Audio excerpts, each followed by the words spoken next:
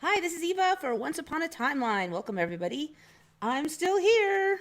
They didn't totally get rid of me. I wasn't sure what was going to happen last week. For those of you who don't know, my last show got deleted by YouTube. Apparently, I talked about the arm poke a little bit too much.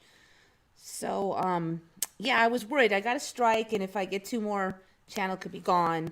And there have been cases where people got one strike and then they went back through their shows, their old shows, and just gave them two more strikes right away, and your channel's gone. So I wasn't sure if that was going to happen, but apparently not. It doesn't look like I'm quite on their radar yet, but I'm going to try to be a little more careful about using euphemisms and other words for certain things.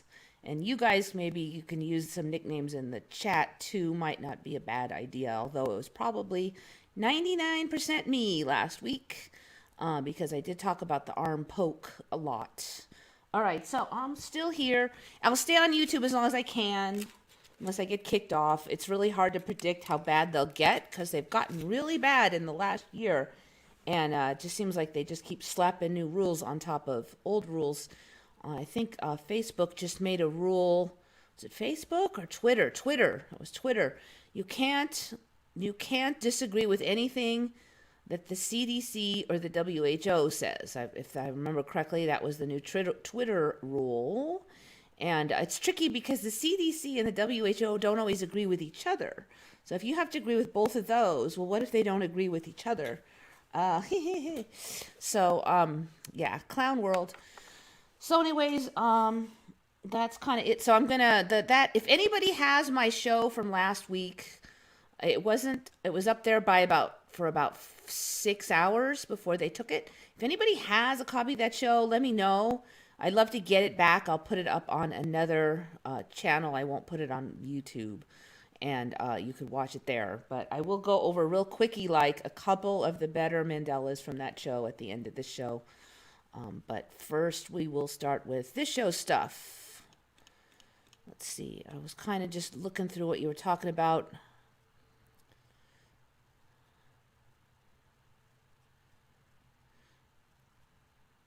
Yeah, those two. I know. Well, we would never disagree with the CDC and the WHO. Oh, no, never. No, we are little angels on this channel, of course. Okay, I just ran into this one really quick. We've covered the sloths before that I didn't remember them looking like that, and I didn't remember them having algae in their fur. So this, I looked into it like, I don't know, 6 months ago or something. It was, and this wasn't there, but of course this article is from 2014, so technically it's from what, seven years ago is about. But it wasn't there like 6 months ago. So apparently the story is that the sloths grow moths. It's like a Dr. Seuss show. The sloths grow moths in their fur, and then the reason that they shimmy down the tree, the three-toed sloths. Now originally, but now there's two-toed and three-toed. Still sounds like Dr. Seuss, doesn't it? Okay, so the three-toed sloths will shimmy down the tree and dig a hole and then poop on the ground and then come and then bury it and then go back up the tree. And so they're like, well, why did they do all that? Why don't they just like let it loose from up in the tree where it's safer and the predators can't get him?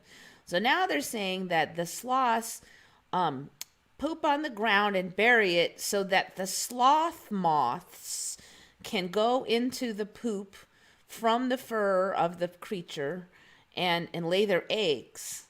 And then the eggs can eat the poop, and then they can fly back up and go back into the sloth's fur. So if they're basically feeding. Somehow their story is that somehow they have developed a system of feeding the moths in their fur. So what's the moths good for? So supposedly the moths poop in the fur, and then that somehow makes more algae grow.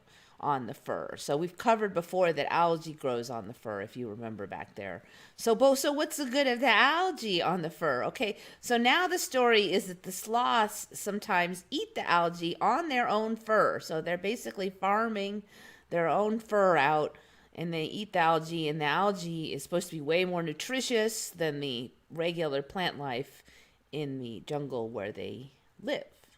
So it's going to definitely give creationists a crick in their neck when they see this stuff, because it does seem a little bit of a stretch to think that natural evolution could have produced this.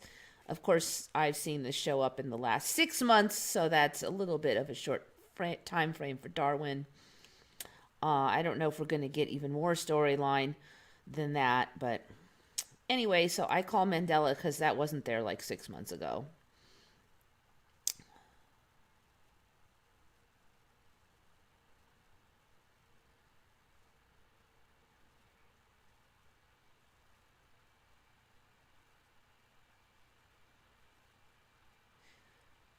Yeah, I still see Luke, I am your father all over the place. I don't know how long that residual will last, but it's been a long time.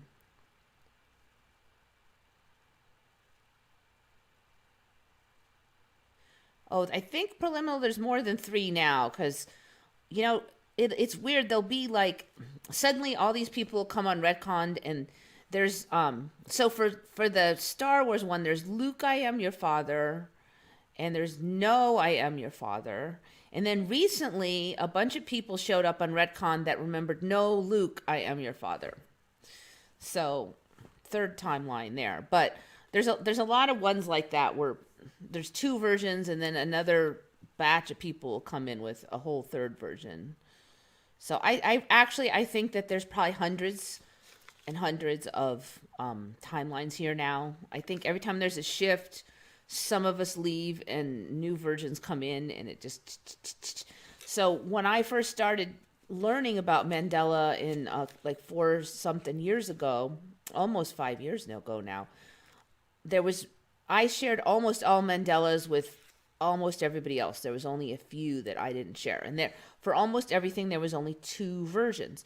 The only one I can think of that there were three versions was the Thinker, because there was and I don't yeah, there's the one that it is kind of on the chin, and then there was the forehead one, and then there was the current one. And so that would have been three, but all the rest had two. But now there's like, it's getting harder and harder to find people that remember a lot of what I remember. And it used to be that I would say, oh, remember this, and a lot of people would, and I would make my shows, and a lot of people would remember that exact same thing, but not so much anymore. Or they'll remember some fifth thing or some sixth thing. So next time you call Mandela and you ask to knock it out, yeah, I think it's kind of endless. I do think you have to come.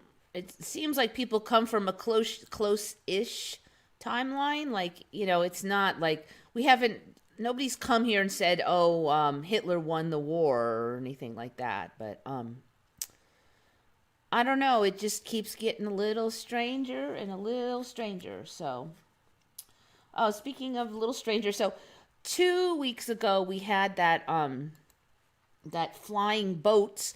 So this week there was an even more crazy looking one spotted.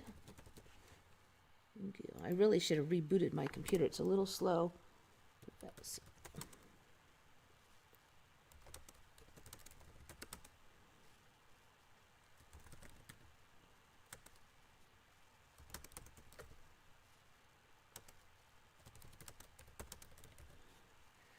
So, of course, the storyline is this was always really rare, but now, there's been two of them in 2 weeks off the UK waters. Yeah, oops. Okay, that wasn't the exact article, but yeah, it is the exact article. Okay, so now here's the next flying boat. The cruise ship Anthem of the Seas appears to hover in midair on Wednesday evening close to Bournemouth. Quit that. close to Bournemouth Pier.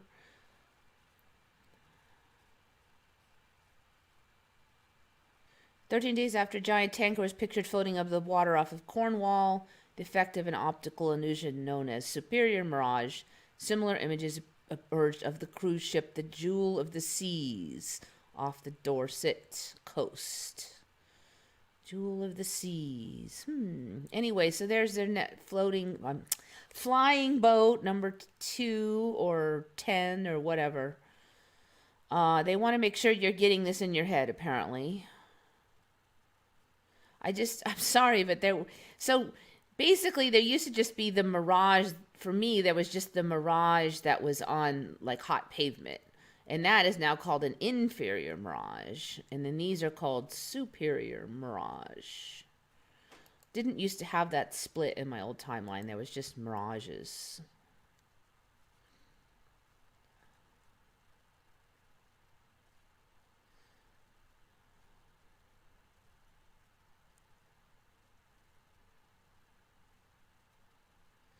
Clearvoyance or clairvoyance? It was the second one for me, Mandela Mile. Claire. Yeah, so this is the second one for me on the goofy ships. I did one a couple weeks ago.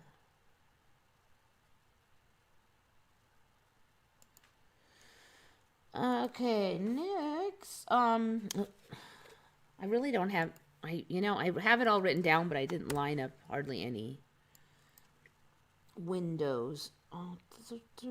So let's go to Reddit.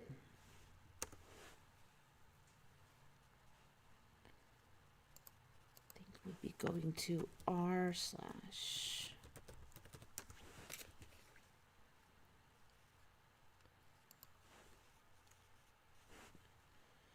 So somebody found a neat little residual, if I can find it.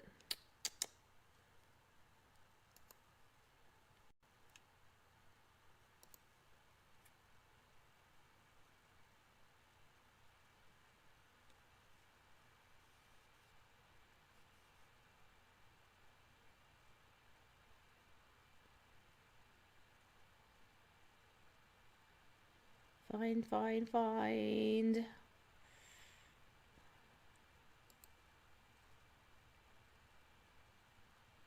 Sometimes I'm organized and I have these done in advance, but not today.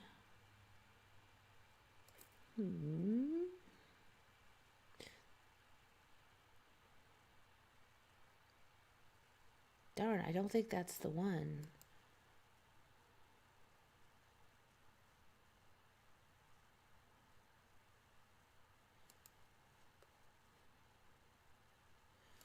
Let's try a search.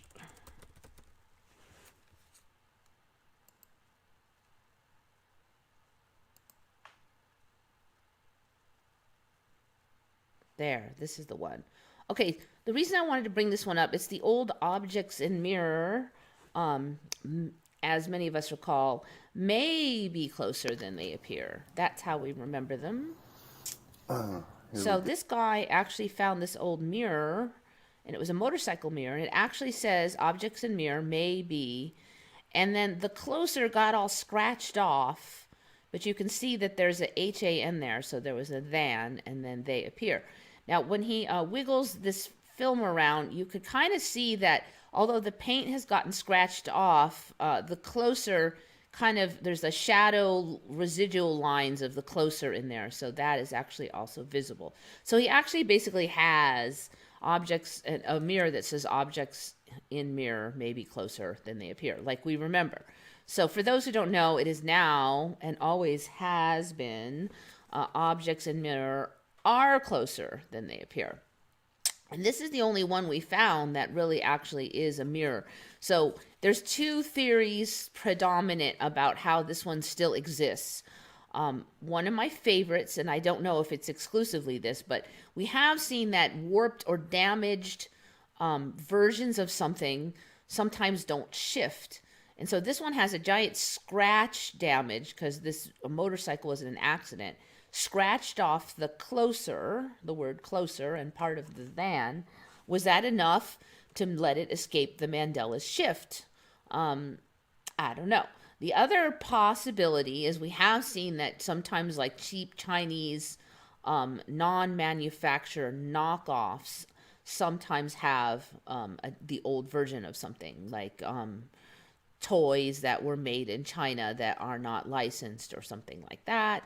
Or something in a cartoon where they deliberately changed it. Anything that has plausible deniability as not really being an original sometimes will show residuals. So it could be either one of these. The owner of this item actually did try to hunt down manufacturer info, but there was just some digits on the unit, and it didn't have a company name, and it's a really old piece. So he wasn't able to decipher like who made it or anything, or even find more. But I just thought it was really interesting that again we've seen examples, something with damage on it, something that's been like morphed enough that it may be with a kind of a concept that, say, the Mandela might be sort of like a search and replace program where basically it searches out all incidents of the original and replaces it with the new version. But this one is not really an incidence of the original because it's been mangled. So maybe the search function missed it. It's just a theory, and I don't really know, but it does sometimes seem to hold that if you can see like a weird reflection or something, something warped, you can find residuals. So that's a good place to look for things. Look in the mirrors or the reflections of a glass. If you see something changed in an old movie, is there a glass or a mirror in the screenshot, and zoom in on that and just check. Okay, so that's why I left that one in. Okay, banging along here. Okay, this is another one I have not heard of before. I don't know if you guys have. But apparently they I'm not finding it. All right.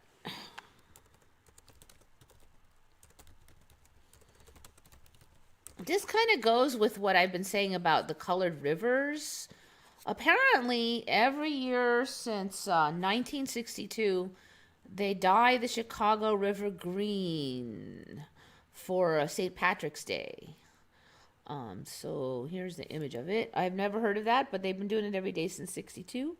The first times that they did it, apparently it lasted for weeks. They have some kind of secret formula they use. There it is. Happy St. Patrick's Day. Yeah, I've just never heard of that. There's always an excuse for a river to be some weird color anymore. I swear in the old days for me, like 20 years ago, it was pretty hard to dye a whole river because it would just get watered down and you wouldn't really see it. But apparently it's not that big a deal nowadays.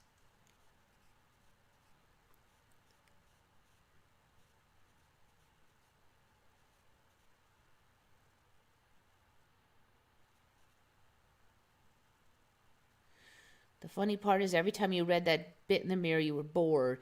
Yeah, you'd be like looking out the window going, But yeah, the reason I remembered is because I always thought it was such a strange saying, may be closer than it appeared.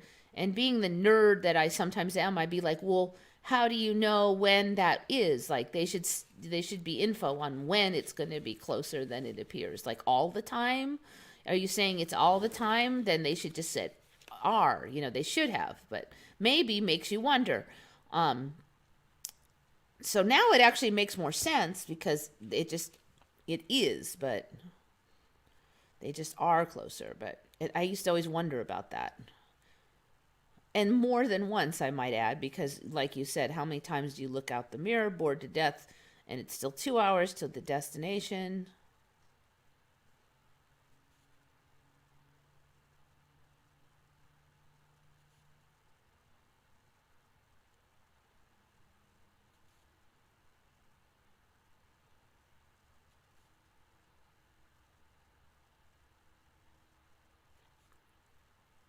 Okay, Tinhead, what's your Mandela?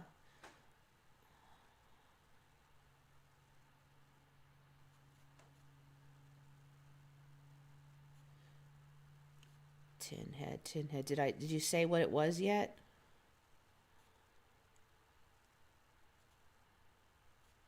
Mandela. I don't think I saw it. Did I see it? I have a new possible M for you. You should go Google shallow water blackout. You should Google shallow water blackout. Shallow water blackout. Okay, let's check it out. Sounds weird.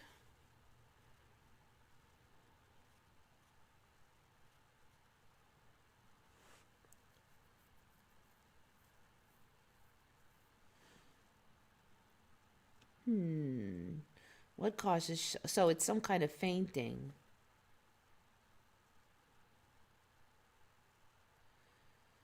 When oxygen levels in the brain get drastically low and carbon dioxide in the body is even lower, often due to hyperventilation before submerging.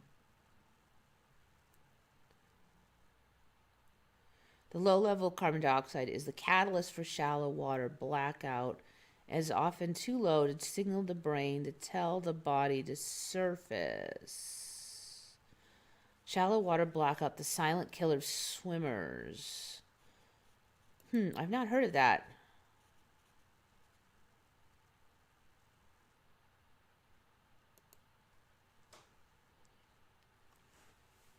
Avoid intentional hyperventilation. So I thinking what they're saying is like sometimes if you were under for a while and then you surface, you go to try to get more air. Then maybe if you popped your head under right away again. Avoid intentional hyperventilation. Do not intentionally hyperventilate. Never swim alone. Professionals should function with normal breaths. Hypoxia. So there's been kind of a storyline that we're really seeing lately that I don't recall ever hearing of until recently about carbon dioxide having a lot of control over breath function. I just remember it being kind of an oxygen thing, but now they're like, oh, the carbon dioxide does this and this and this. And I thought about mentioning that on one of the shows, but I really haven't. But this is more of that. Over-breathing, either consciously or as a result of overexertion. Okay, so you usually wouldn't like hyperventilate right before you went underwater on purpose. But if you had, say, you were jogging to the edge of the water, maybe in one of those triathlon things, or if you're swimming along and you really need the air and you came up, you might hyperventilate a little bit when you came up just to suck more air in a real hurry. All right, so over-breathing artificially lowers carbon dioxide levels. So I've never really, it was never a thing. O2 drops as the breath hold begins. Oxygen is metabolized and carbon dioxide levels increase. As the breath hold continues, the body becomes starved of oxygen. Yeah? Okay, that's normal. Under normal circumstances, increased carbon dioxide would trigger a breath, but because CO2 levels were so low on submersion, due to hyperventilation, there is not enough to initiate a breath. The swimmer loses consciousness. Once the swimmer loses consciousness, the body reacts and forces a breath. This causes the lungs to fill with water, and without an immediate rescue, a drowning death is all but certain. That's weird. So it kind of sounds like if you hyperventilate, then you won't, normally if you're under there for a while, your brain's like starts nagging you to start breathing, right? Come up, breathe, we want air. It gets very uncomfortable. You have to argue with yourself to not do it. And eventually you're like, screw this, I'm going up for air. So I guess what they're arguing here is that if you hyperventilated first and you didn't have very high carbon dioxide, even though the carbon dioxide would build up, it would not build up high enough to trigger this I want to breathe response. And so you would just pass out. I've never heard of that. That's really strange. I'm going to put that on my list. Good find.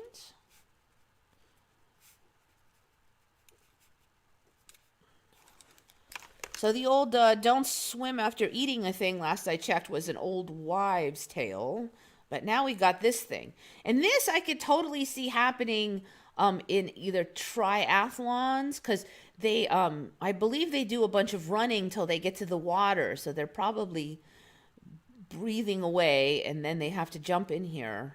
Then when you're swimming, sometimes you just come up, breathe a bunch, and then go back under. So this could be very easily done. The most dangerous risks for, what did they call that thing? Shallow water blackout are repetitive, competitive, prolonged breath-holding lapse with little rest in between, especially if intentional or unintentional hyperventilation has occurred. Hypoxic blackout. Yeah, I don't, there's just a lot of weird stuff going on with the breath. And a lot of people have said that they felt like their lungs have been kind of weird. I have felt like breathing there's times when it's just like I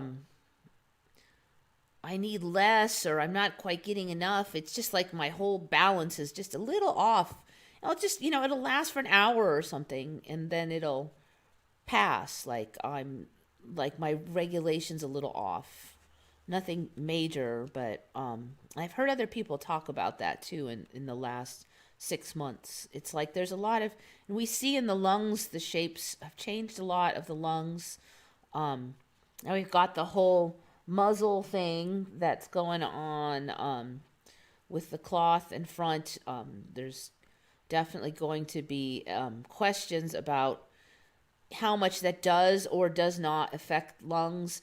And, I can't even answer that, because logic would suggest that, having a constant additional blockade over your mouth, if you're just going into the store for 15 minutes, it's not a big deal. But these people who are wearing it 8 hours a day, 5 or more days a week, and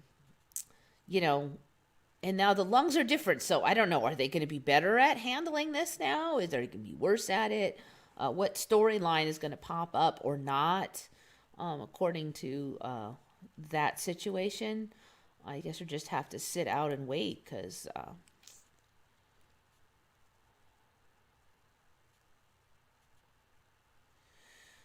what's weird in the Glitch in the Matrix accounts of allegedly true stories on Reddit, there are quite a few people getting a signal or thought to try and breathe underwater. I've mentioned before, I wonder if down the line there might be a way that we'll be able to do that. They do have some kind of weird fluid that you can put in that's like got oxygen in it, and it's been a while since I checked this, but basically you could, if you expelled all the normal air out of your lungs and then force yourself to breathe this fluid in, and then it would be really uncomfortable at first, but then you could just adapt and breathe that fluid, and it had enough oxygen in it that your lungs would somehow get the oxygen, even though it was a fluid. So people could breathe that when they were underwater. They just have like a helmet full of it. And they were saying it was going to be, some new mechanism for underwater diving or something. I never heard much about it after that, but I always wondered how lungs that were adapted for air and gas would be able to extract oxygen from a fluid. So that it fascinated me. It really did. And that there'd be no damage of this fluid like ooshing by. No, it was actually a documentary. I don't know if it was in a movie or not, but it was something I watched in a documentary. But it wasn't water fluid. It was something else. But I thought about that. I'm like, was that kind of a precursor? Now, that was quite some time ago. We're talking about like 15 years ago. No, it wasn't. I mean, I don't know if it was in Sphere or not, but it was a documentary that I saw. So, I mean, they might have used it in the movie also, but let me just see if that even...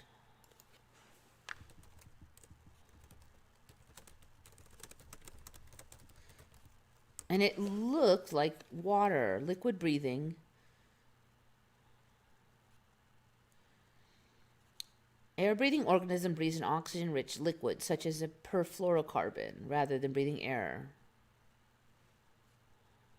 This requires certain physical properties such as respiratory gas solubility, density, viscosity, vapor pressure, blah, blah, blah, blah.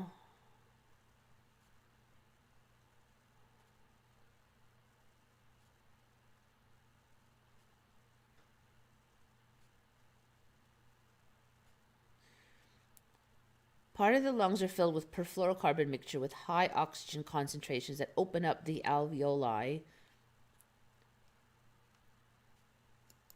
Okay, so it sounds like it's still doable. Now, the stuff I saw, it looked like water. But, that was like 15 years ago. So the lungs now have a whole different shape. Than a lot of different aspects to them than back then. One obvious uses in diving where it can assist with adjustments to pressurized environments. Doctors can also use liquid breathing in medical treatments of premature infants and people with lung damage. Yeah, see, the other thing I was just thinking is now is, with the Rona, I mean, could they put like medication into the fluorocarbons and then have you breathe that through your lungs and clear them out? I don't know. Maybe it won't work at all, but the mixture is heavy, sinking to the bottom of the lungs. It will open up the alveoli, allowing for gas exchange to take place. Typically, the entire lung is not filled with the breathing mixture, instead filling only a portion of the lung. When it is time to stop the liquid breathing, the patient's breathing apparatus can stop introducing fluid, allowing the existing perfluorocarbon to evaporate away so the patient can breathe air again. In diving, using incompressible liquids can make diving at great depths safer. It can also prevent the need for extended decompression stops to allow a diver's body adjust to lower pressures. While breathing liquid can be traumatic at first, most people grow accustomed. Interesting. Okay, so it's still around. I'm kind of wondering if we'll see more of it. I haven't heard hide nor hair of it in like 15 years, though, personally. So, don't know. There's just been so many breathing things the last year. There was an astronaut who took off his helmet because it filled with water. Huh? I mean, did you get that here or did you see it, Tinhead? Because I've got a question for you about that one. Where did you see that at? Was it me that mentioned it, or did you see it on a show, or what? Please do tell, because I think I have something interesting to add to that.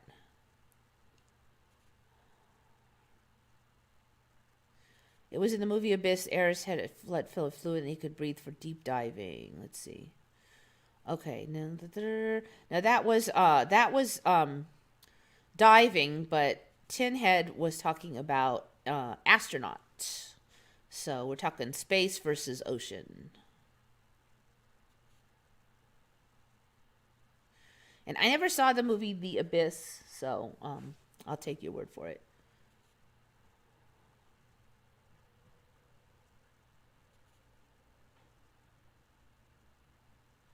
The flying boat is scientifically explained. Yeah, I covered that like 2 weeks ago. Oh, Tinhead, you saw it on my show. Okay.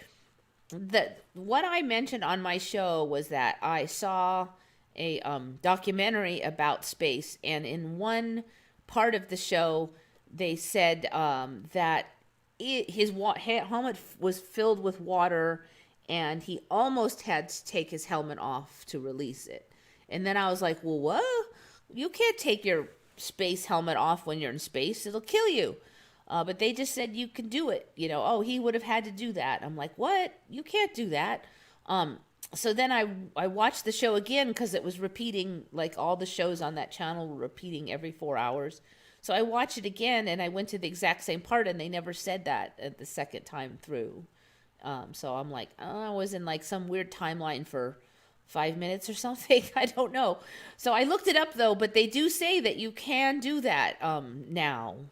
That you can flip open your helmet for like, just a few seconds would be fine and you wouldn't die. And now in my old timeline, you couldn't flip open your helmet in space. But space is different here.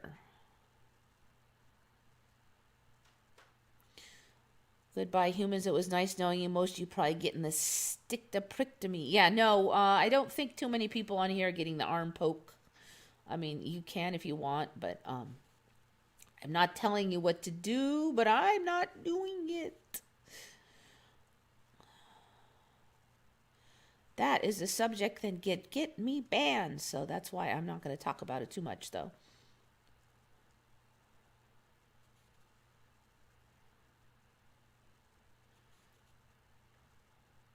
Golden tortoise beetle. Is that one that changes colors into so it looks like the spotted one, whatever the heck they call those things again? Anyway, so if we can breathe like this perfluorocarbons thing, I mean, actually, there's probably no limit to what nature could make us do. I mean, I wouldn't even be that surprised if uh, some kind of air breathing, water breathing dudes showed up. I mean, who the heck? I mean, all right. Okay, so what was that thumbnail? Okay, so this one is from Susan Ravella. There's a couple of these have already been on, but so I don't know if you remember the Bite Club. That was one I had on quite some time ago, and it was some kind of startup company that their plan was to get flesh, like samples of flesh, skin, blood, I don't know, DNA cells from famous people and clone them in the lab so that they would have like flesh, like Madonna flesh or whatever, whoever they could get to do it. And they would grow meat and then sell the meat, and then you could eat it. So you could eat like Madonna flesh or something. That was their shtick, okay? And they have a website and a Facebook and all that, but there's been no activity on it for like since 2018. So I don't think they're getting anywhere. But I did look around for cannibal stuff at that time, which was about 2 years ago, and I didn't find anything else. Now, this one, I just, I mean, I could have missed it. I don't know. But things are so weird now. This is from 2007. This has been around. Now, you would think that you would have heard of it, especially the name. It's not exactly like a secret. The cannibalclub.org. You know, with all this adrenochrome stuff, and you would think that people would be all over this.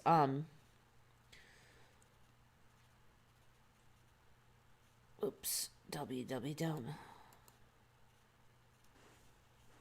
Is that the website?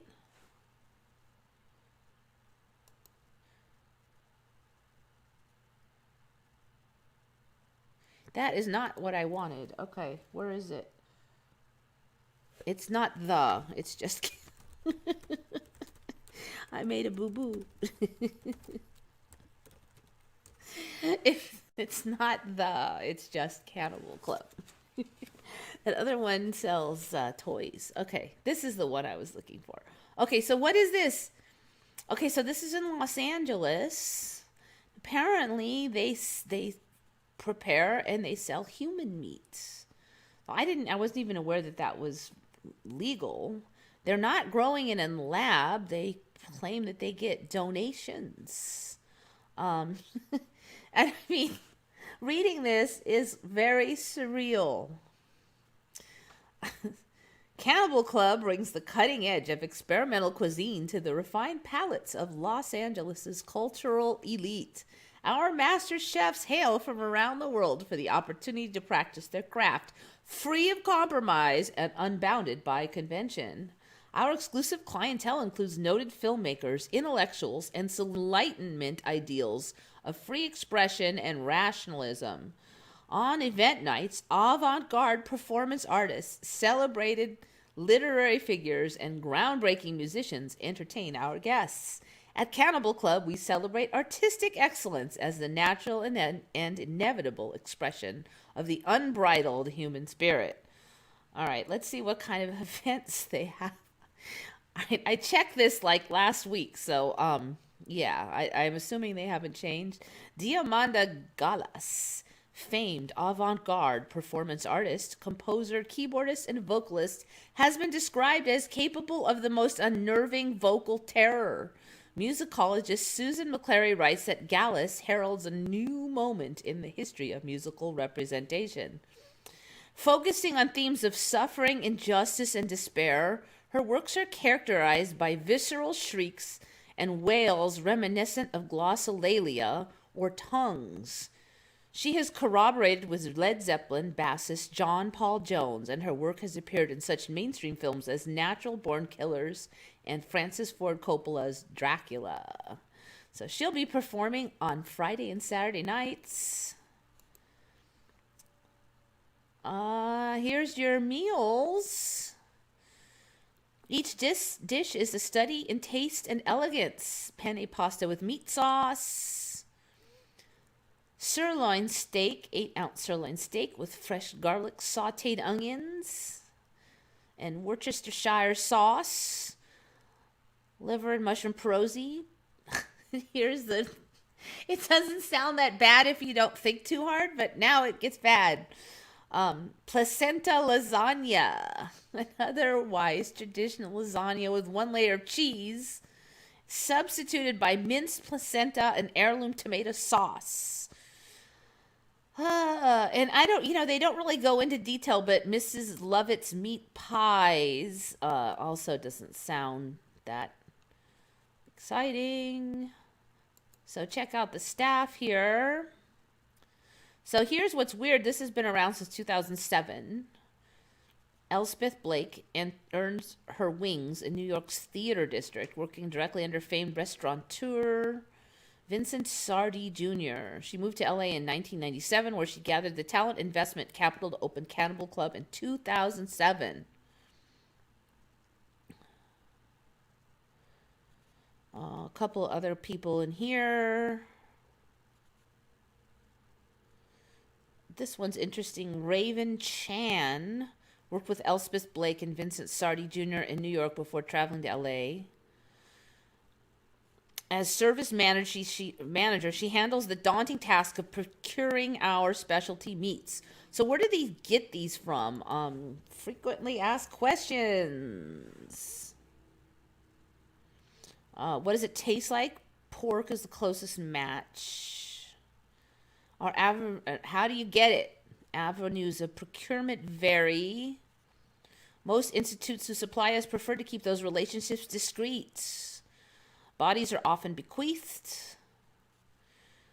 For some, this is a way to supplement life insurance and offset funerary expenses. Okay.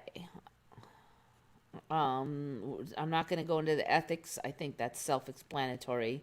One thing they said is they only take young people meat, supposedly. Who the heck knows? I don't know. This is just really creepy. I can't believe this has been around since 2017 and I never heard of it. So apparently you have to contact them and answer questions before they will give you any information. There's not that much of a surprise. But how does this fly under the radar so long? Why isn't this on TV? I don't know, but somehow Susan Ravella found it, and it just seems par for the course in this timeline.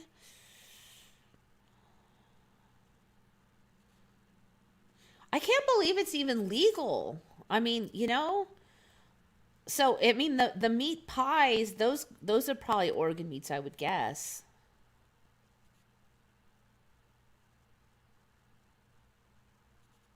There's no way that can be legal. I don't know.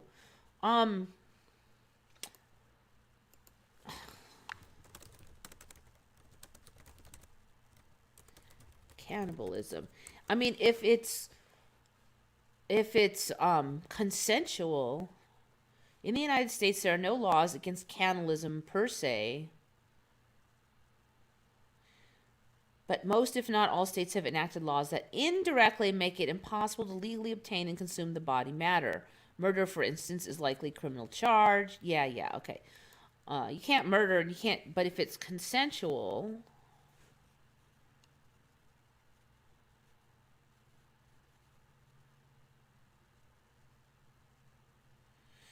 If someone consents to being eaten and kills himself, the cannibal may still be liable for criminal and civil actions based on laws governing the abuse or desecration of a corpse, which may vary from state to state. Yeah, I don't know, since you can donate your body to like the body farm and you can donate it to doctors where they will use it to experiment on. So,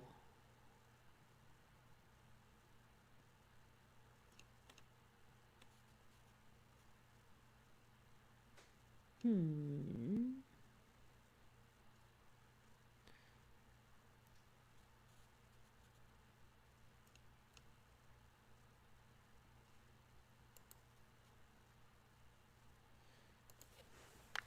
All right, so this is located in California.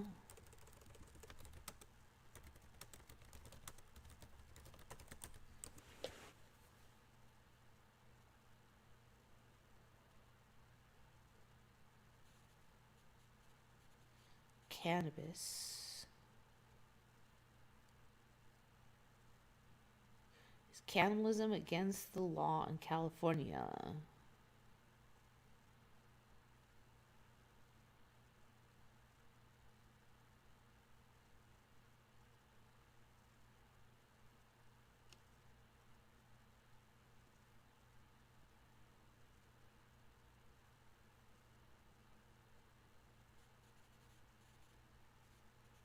Hmm.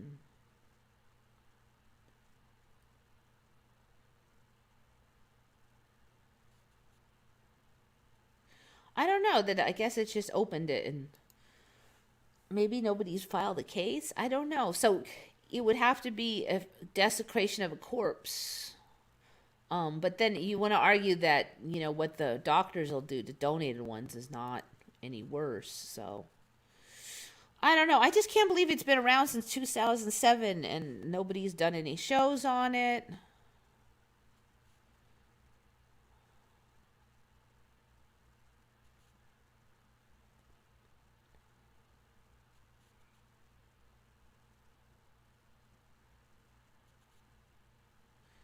So yeah, that brings up a good question because do they really get if they're so secret, then where do they get the bodies from? I guess if you just got one person, it would last for quite a few meals, but still. I mean, how are you going to get donations if nobody knows about you? I mean, are you paying for these then? If your husband dies and he's young and healthy, and how much money, I don't know. It brings up a lot of questions, certainly. And I'm just really shocked that it was there. I mean, I can't prove it's a Mandela, certainly, but it fits with this timeline, and I'm just really shocked that it's sitting there and there hasn't been any outcry.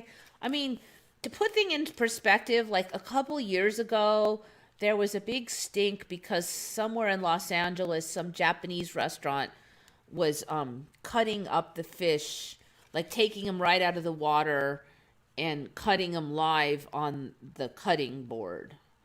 And somehow they're like, oh, it's cruel because they're still alive. I'm like, well, you're going to either cut them up in the back room or you're going to cut them up in front of the customer. I don't really see a big difference. A fresh fish was just killed and you're going to have to kill it.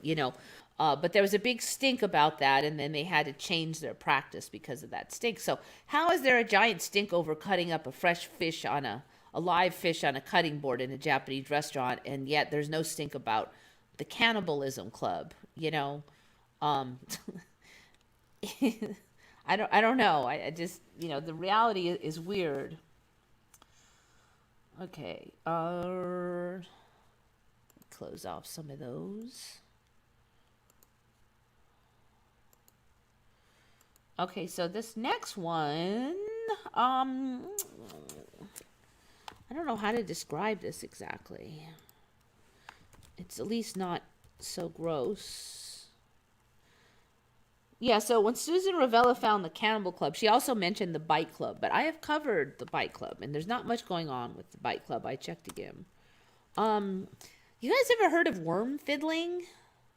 Okay, so a while back I covered like these really rapid moving worms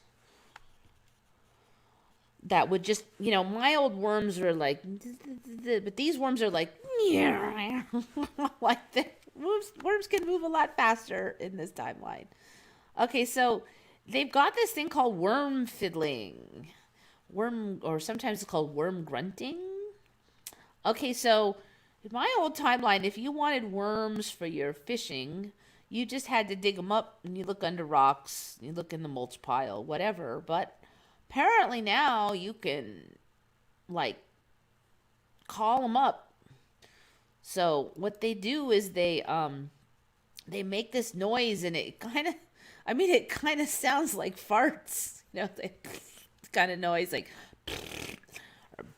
or some kind of noise, and they'll stick like some wood in the ground and they'll run something on the wood to make this kind of a noise, and then if you pick a good spot where there's already a lot of worms under the ground and the soil is moist so they can move, and like it's like morning or evening and cool out, and if you do that, then they said within about 15 seconds with this noise, the worms will just, I guess they're quick moving in this timeline. They'll come right out of the ground. You can call them up.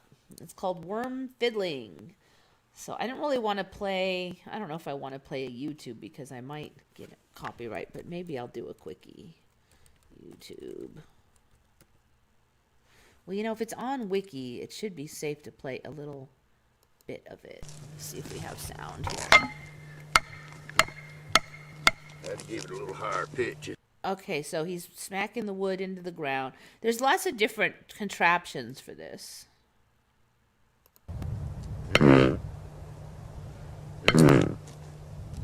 See, it sounds like farts. You can't make this stuff up. So then, supposedly the worms will just hear that, and you just walk around and pick them up because they come right out. So look, this is all the worms she supposedly found because of the worm fiddling. And they just come up. You don't have to dig for them. You have to do it in good conditions, though, where there's a lot of worms, because worms aren't going to come up if there's none under there, and they won't come up if it's really, like, the soil is hard.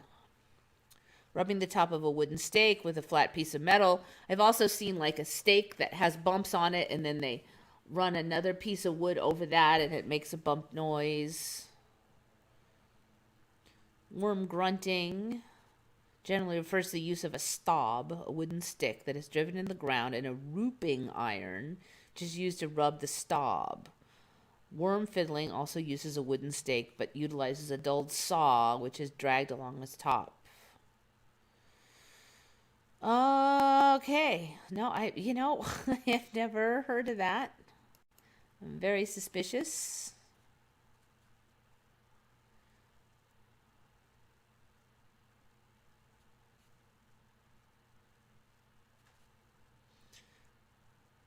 Could you check out Center of the Universe on Earth? Very strange place. Center of Universe. Center.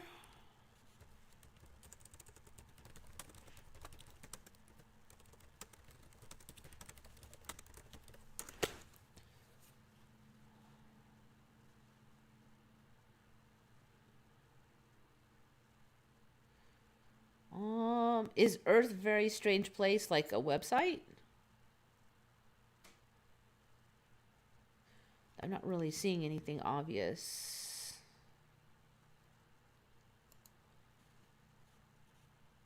Yeah, that's another question. Why would they even come up? I wouldn't be surprised if we start to hear that the bird dancing around also calls up the worms too. Because it used to say that they would tap the earth to listen for the movement of the worms, and then they would dig down to them, but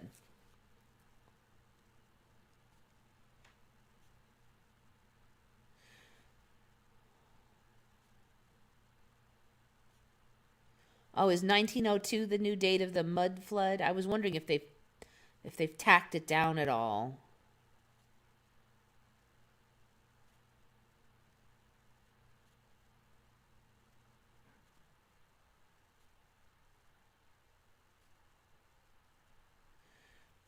It's called Center of the Universe.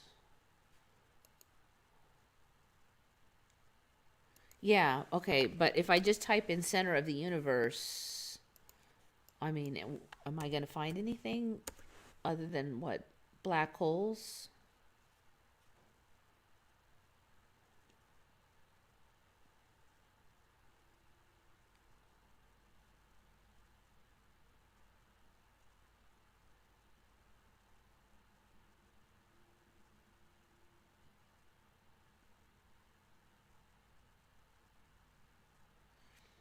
The center of the universe is a little known mysterious acoustic phenomena. Are you talking about that?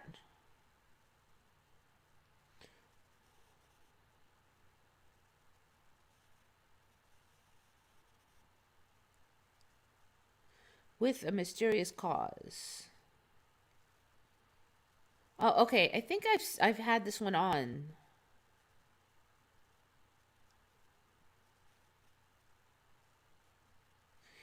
Yeah, okay. If you stand in the middle of this circle and make a noise, the sound is echoed back several times louder than it was made. It's your private amplified echo chamber.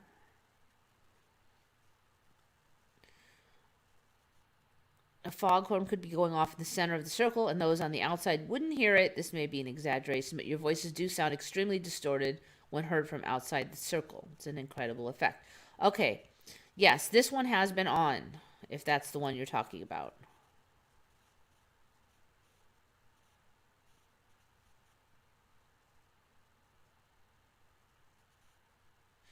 I meant between 1905 and 1045.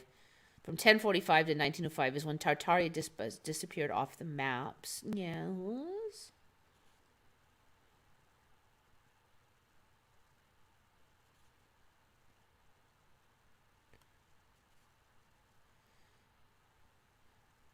That we may be moving closer to the center of the galaxy? Is that what you meant?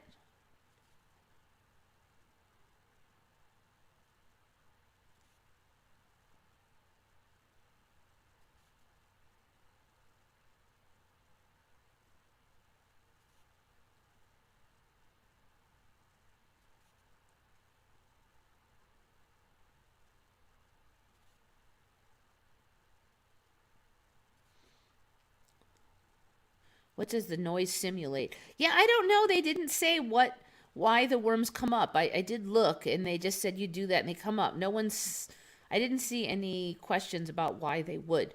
For me, this is very new thing, so maybe the worms come up to get fresh manure. Yeah, maybe they like the sound of cows. I don't know. Okay, check out the center of the universe on Earth. Okay, so I think that's what I had just looked at.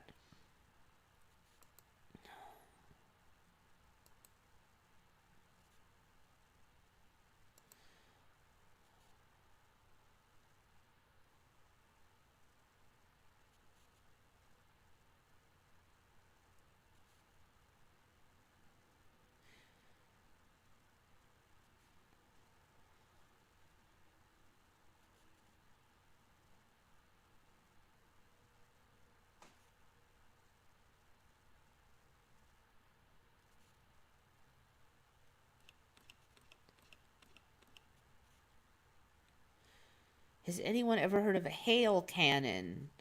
Uh, Hail cannon.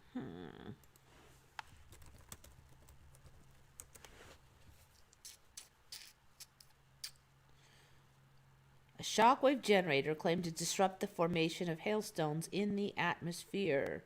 These devices frequently engender conflict between farmers and neighbors when used because they are repeatedly fired every 1 to 10 seconds while a storm is approaching until it has passed through the area that there's no scientific evidence for their effectiveness.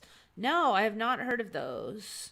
Hail is just weird anyway. I mean, like, I always ask people like how does something become like this big but still be up there that long? I mean, it has to take a while for ice to form that big a chunk. So people always just tell me, well, it's the wind, you know, um, and they come over with the clouds, but yet when you fly through there like on a plane or something, I mean, it's pretty rare for the wind to be getting hit that hard that um, the plane would probably just crash all the time if there was that level of wind that could hold up giant hailstones. And the clouds aren't even up that high a lot of times when they come over, and so these chunks of hail, these massive chunks of hail, are somehow traveling with these clouds, being held up by wind, but yet it's not even that windy on the bottom. um I don't get it, you know, like how that's happening. I almost could imagine if somehow they were formed in the upper atmosphere and they had to fall a really long way and they got kind of big by the time they got to the ground. But no, they're coming from those clouds, and their clouds aren't up that high. So I don't understand hail basically. Even water itself is a little, like how the even the rain becomes these giant drops, I find kind of weird, but the hail is a big one. So if the shock wave disrupts the formation of hailstones and you have to shoot it every 1 to 10 seconds, are they saying that hailstones form in 10 seconds? So if you shoot this thing every 1 to 10 seconds, you stop the hail from forming? Nobody can really answer me on how hail forms. I should probably try to look that up one of these days and see if I can find more info. But the whole thing is just, the more you start to question reality, the more it just kind of unravels sometimes.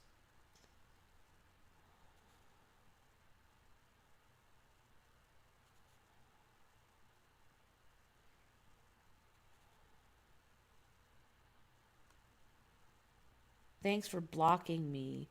I don't think I did. I'm seeing you right there. Okay, so if you put something up and like the chat function will automatically block stuff, and it constantly changes. I clicked on that to see what it was. I don't know if it was from you, but I clicked on something up there and it just, usually it'll show me what it is that it was hiding, but it didn't. So I don't even know how the chat works because they change it every week, and this week it works different than last week, and I have no idea why it blocks some stuff. If it sees the magic word it hates, apparently it will block it. But I didn't block you because look, you just posted and I saw it just fine.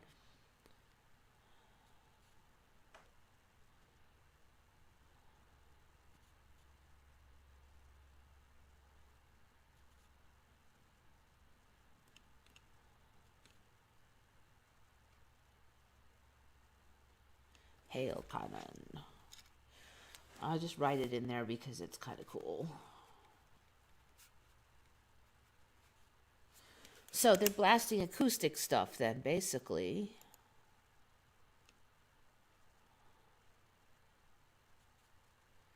Is this going to be the new excuse for the weird booms coming? Oh, it's a hail cannon.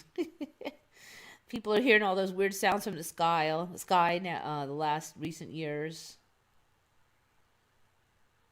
Hail cannons ignite a charge of acetylene gas in a specially designed blast chamber, releasing an explosive pressure wave, creating a cavitation effect which disrupts the formation of the hail. Well, it sounds good.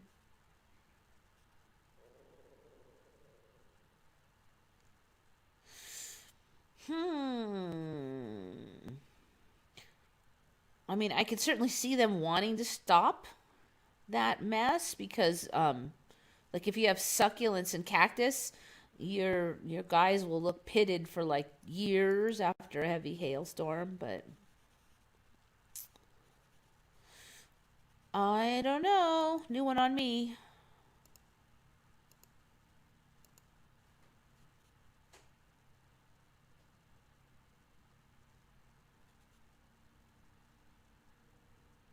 Google AI blocked me several times. I'll have to go in there and see if I can turn that off. It seems like it's blocking a lot of stuff, and I don't think one of us is even doing it. I mean, there are people that have the wrench in here, but I don't think that we did it this time. We were on the outskirts of the skirts of the galaxy now, halfway. Yeah, we've been halfway for years now, to my knowledge, though. Cats have leg whiskers. You know what? I saw that recently. Cats in they're getting a lot of whiskers everywhere. Is it, they just had like their regular whiskers, and then they had a few on their eyebrows, and they're getting, everything's got whiskers now. I mean, I guess it's convenient to have, but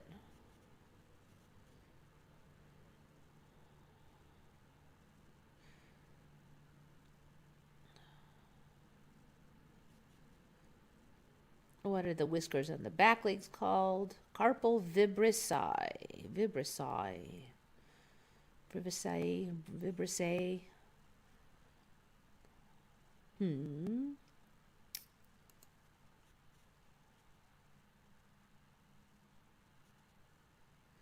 Also heard cats have pads halfway up legs. They have like that kind of high one on here. Is there any other one you talking about? I think the cat was already left. I'll check, but so yeah, the whiskers, they just, they sneak out. A lot of Mandela stuff just sneaks little bit. So you'll just notice a little bit of eyebrow, and then longer. You know what shocked me is I haven't, the buffet has been closed, for months and months because of our illustrious Governor Newsom's lockdown. And it's been a while since I had fresh fish or fresh shrimps. And when I got them, I was shocked, literally shocked at the length of the I don't know, what is that, whiskers? They're longer than the shrimp. Let's see if I can find one. Now, I'm not sure what kind I was eating, but I mean, they just look like your garden variety kinds, like this. But they, whatever, I don't know, what is it, the antennas or something? The antennas, like, there's one shrimp, and the antenna would be, like, all the way across the plate. I mean, literally, there was, like, these strings, like, when you eat corn and there's, like, strings, it's all stringy inside the corn if you shuck it. And that's how long these antenna things are on these shrimp. They're just, like, all over the plate. So you have a shrimp here, and then they're like this long. It was insane. They were never that long before. I've never had a shrimp on my plate with an antenna. Yeah, what are these things? These things. They just kept going and going and going. It can't possibly be useful to have like a dog leash on your head that goes past the end of your tail. I mean, it's just, see how they were like this. They were this long. It was ridiculous. I've never seen that before. It was insanity. Yeah, see, look, there's no way they had these strings on them before. And see, a lot of them have it now. That's not a shrimp, but you get the drift. I was like, they're like falling off the plate. They're all strung into the other food. It was like,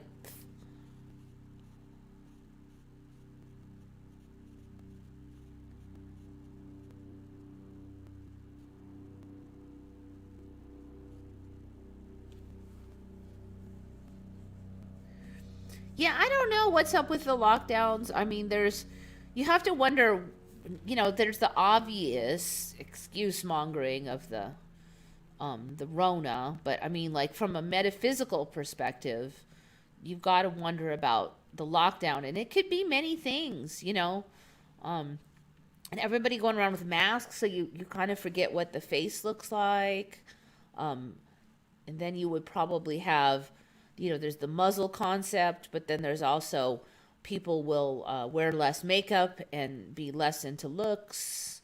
But maybe it also can dehumanize people.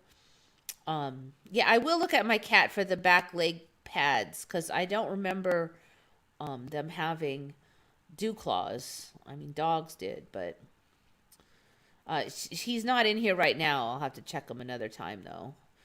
Um, then the lockdown. So, um, there's going to be forced. A lot of people are going to have forced changes their life. They're going to change jobs or not have their job, lose their job. Other people will earn more money. Probably not as many as will earn less. People, entrepreneurs will probably, a lot of them, be hurting. On the flip side, some people are going to be staying home more and relax more. And there's a lot of people, younger people who apparently just like to stay home all the time. And stay online and they don't want to go out. So I'm wondering, is it something that a whole bunch of them wanted, and that's why it manifested in that way? Like they wanted it really badly, because there seems to be a big chunk of younger kids, millennials and younger, that want this. They love staying home. They love this lifestyle. So did they manifest it? I don't know. It's if it's a consensus reality, then maybe they wanted it. Shrimp eyeballs look bigger. Okay, I'm not sure on that one. I can't swear to that one. I have said before that the crab leg claws are a lot bigger. That's an older Mandela I covered.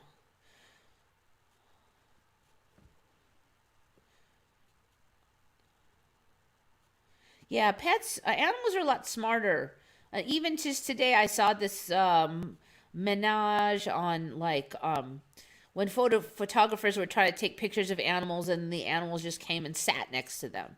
These are wild animals. They didn't just come and hang out in the old days. They wouldn't just come and sit next to a human. So kind of a weird thing today. There was a hummingbird that didn't fell out of the nest, kept get pushed out of the nest. I don't know if the other I don't know, it was a baby hummingbird, okay?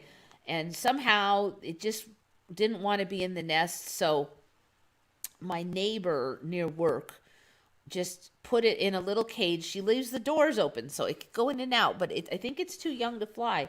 And she's been feeding it sugar water and bugs, and she did some research, and apparently that's what they eat.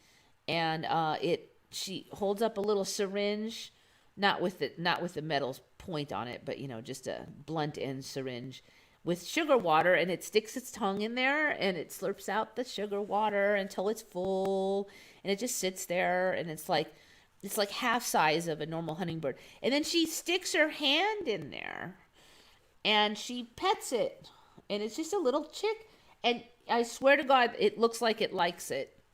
I mean, I think in the old days, if you molested a baby chick, they'd just be scared. But no, it's like, it really seems to like it. And she's only had it for like one day.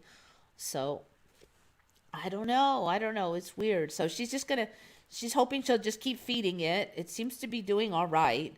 And she's hoping it'll get bigger and then just fly out on its own. I thought lockdowns were a way to phase out some NPCs, maybe. And also just hiding a lot of changes. So say a whole bunch of businesses never reopened, you'll just assume it's the lockdown. But maybe those people went to another timeline. Maybe those businesses are open somewhere else. There's a lot of factors like that. I don't know. It's all just guesses. I don't know, but you can't help but wonder what all's behind a lot of this.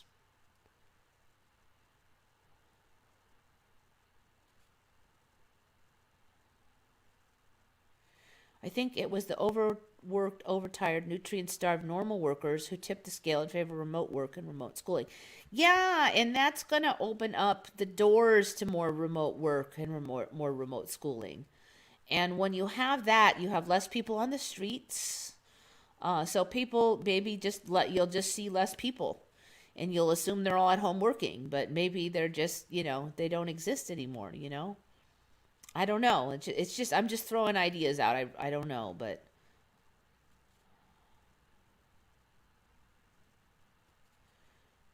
what makes me think it's an Emmy is there's no complete list of them anywhere.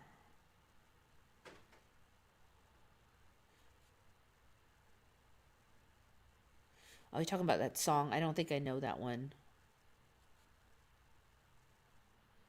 So yeah, I do think society does seem like it's just gotten slowly like more complicated and more stressful for a lot of people.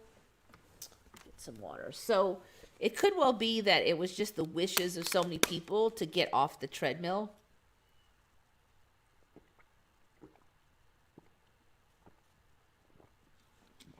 that caused this. Then if this has been in the works for some time, perhaps, as far as the seeds of it, then people would have time to shift into situations where they would either be more or less protected. I mean, that would be the metaphysical take on it. But hard to say.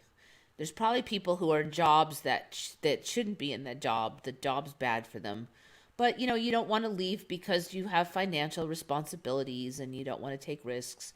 So they've gotten, now they're going to get kicked out of that job. They'll be forced to do something else.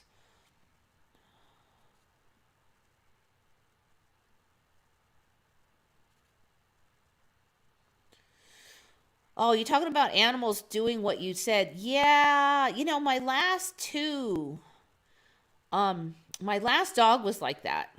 Like you would like say she was sitting funny and I go like we would be at like Starbucks or something. I go, "Hey, hey, friend of mine, check out the dog's funny leg or something." And I swear I tried to say it all sneaky like, so I didn't say anything that would give it away. And like then she, right when I'd say that, you'd see my dog like pull in her leg, like whatever I was just laughing at, she would change it. Or just things like that. And it happened. The first time it happens, you're thinking, ah ha ha, funny coincidence, right? But it just happened a lot. And so we just, got to the point where we just joked that, Sesame spoke English because you'd say something and she'd just fix it. Like, well, look at her tongue sticking out funny. And then she would not only suck in her tongue, but she would kind of go like that. Like she's making sure it's in and not funny. Like, she'd almost like, or she'd rub her foot over her mouth, like to make sure everything was normalized after she sucked it in. And so I thought that was the last animal I was going to have for a while because she was the only animal I had that had done that. Then this cat that I had, he did not do it for years. And then lately he started doing it. Just like the last month, it was the same thing. Like, oh, look at the cat's, hair is sticking out funny. And then right then he'd be like, oh, he'd fix it. I mean, like, the heck? Now the cat speaks English. So it's happened like 3 times in the last week. So we're starting to get a little suspicious on the cat too. I don't know. I mean, I don't think they really actually speak English, but maybe they can kind of sense what you're thinking in some way.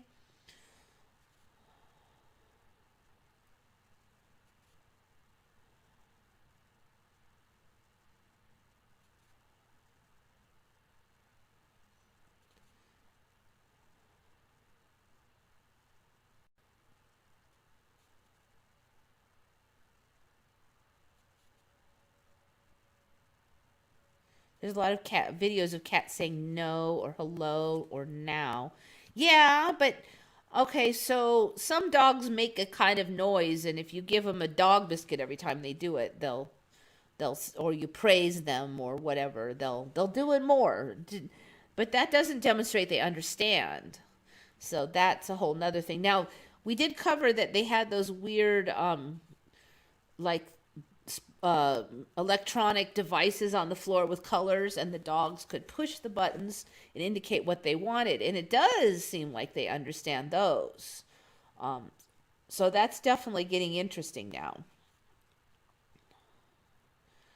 I think the leap is, we know that dogs and cats, they have desires that they attempt to tell you, like when they're hungry, when they want certain things, I want to go outside.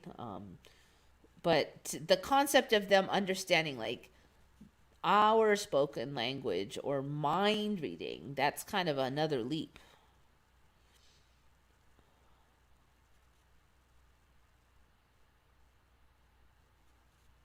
Cats talking to birds will be interesting. Yeah, I don't think the birds are going to like what the cats have to say.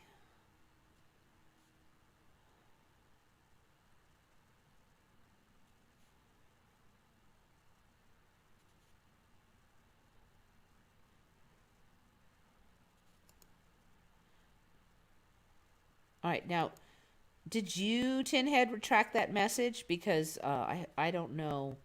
I'm assuming you took it out because there's a message retracted there, but I can't see it, so.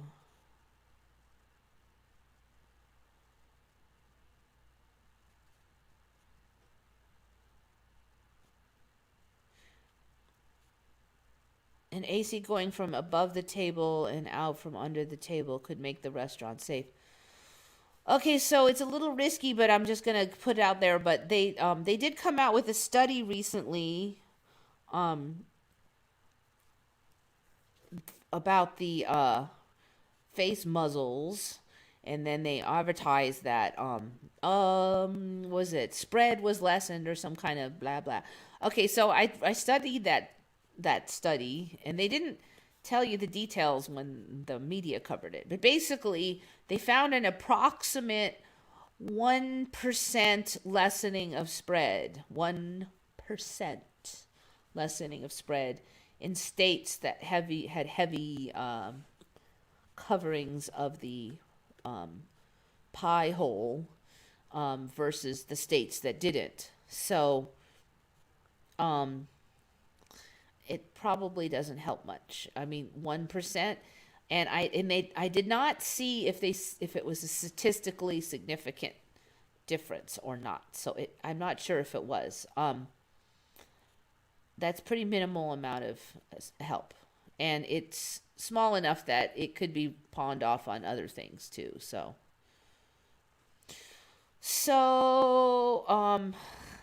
then you look at Florida, and their case rate's right in the middle. I'm actually surprised. I really would have thought that that it would do a little bit more than that, but I don't really, I'm not seeing any indication that it's good for anything really. Now that we have a year gone by, and you're looking at Florida and other states that did not have a heavy bagging of the head, and they're just totally in the normal range. So with this spring break now, Florida apparently, Miami has so many people squished into there like sardines that if they don't have a massive spike, they will never have a massive spike after this.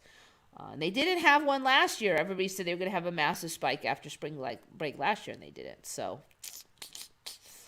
I think that it's going to be really interesting to watch what happens in the next month after this spring break. If I don't see anything going on in Florida, you pretty much, it's going to be the smoking gun. I noticed that they're talking about the mutations. I don't want to say the V word, the very ants. That is their favorite word to pin on Florida right now because they can't pin case rates or anything else on them. So they've just pin the they've got more mutations.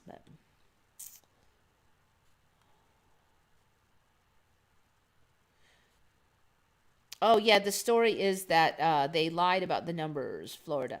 I don't really buy that though, because first of all, I looked into that case with that woman, didn't like the way they were counting. And if you recount according to her style, which she didn't like the date, I believe, that they started counting, and she wanted to start 2 months earlier.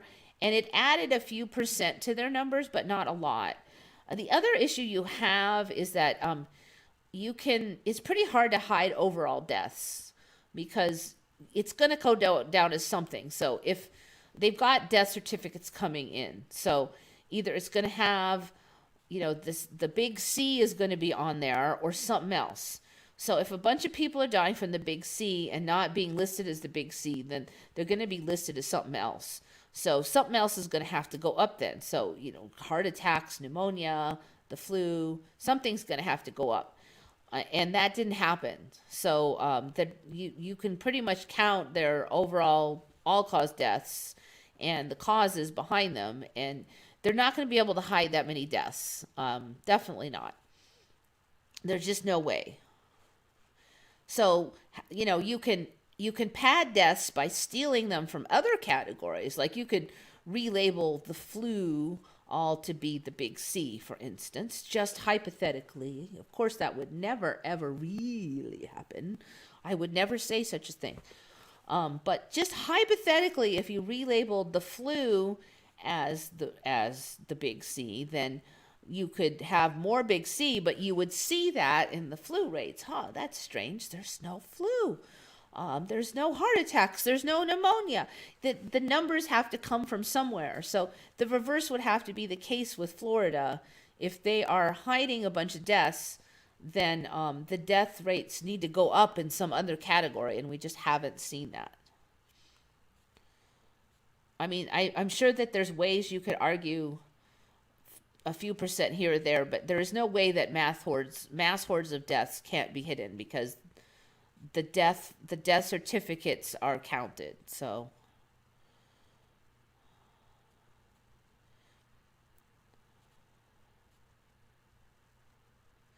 yeah, there's a lot of people are saying there's there's definitely no bodies stacked up in the streets or anything. So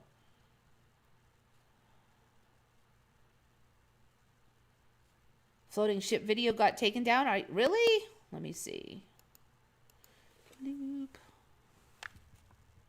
I think it was last week's, and that was the one after the floating ship. I actually said it wrong. I think I said it was, what happened is they sent me the notification saying they took down my video, and they put the thumbnail of the floating ship one on the notification. So I had just assumed that was the one they said they removed. But then when I actually looked, I saw that it was last week's, which is the one after the floating ship. So if the floating ship one is down, then I'm double screwed, because they just took a second one down, which might mean I have a second strike.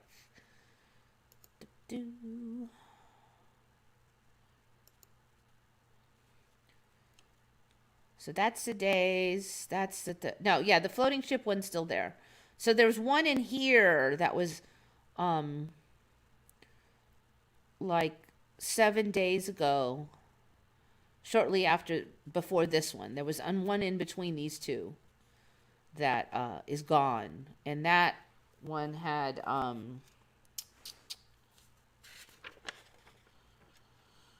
heart valves, Auschwitz, and a couple stuff like that. All right, so it's still there. Y'all scared me.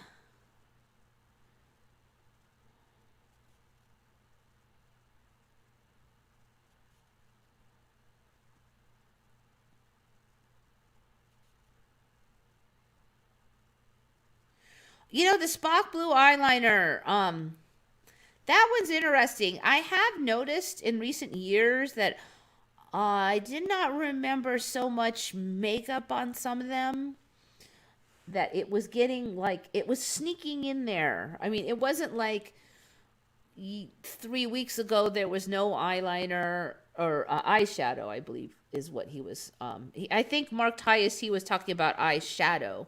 So eyeliner is when you take a pencil, an eye pencil, it's not a regular pencil, and just put lines near the on the edges. Basically, I have the tattoo eyeliner right now, but you're probably a dude, so you don't know. So the powdery stuff above the eyelid is eyeshadow. So yes, but anyway, my point is, I don't think it was a case where 3 weeks ago his eye was normal, and then this week there's suddenly a bunch of shadow.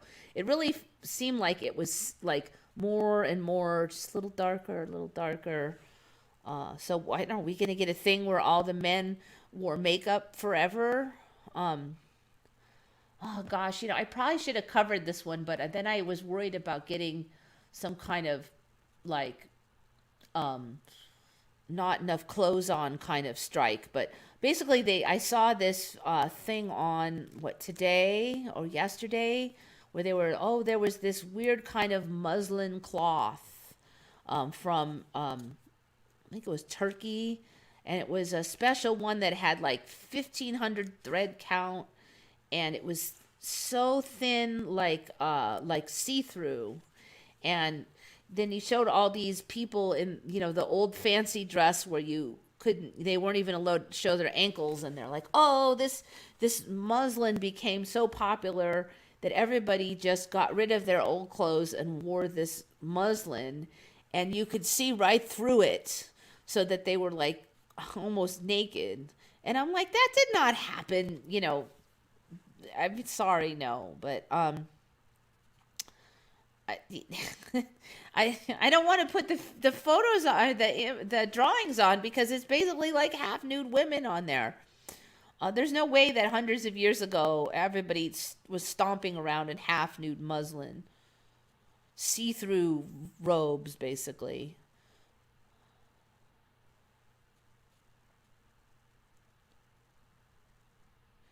Tin heads off.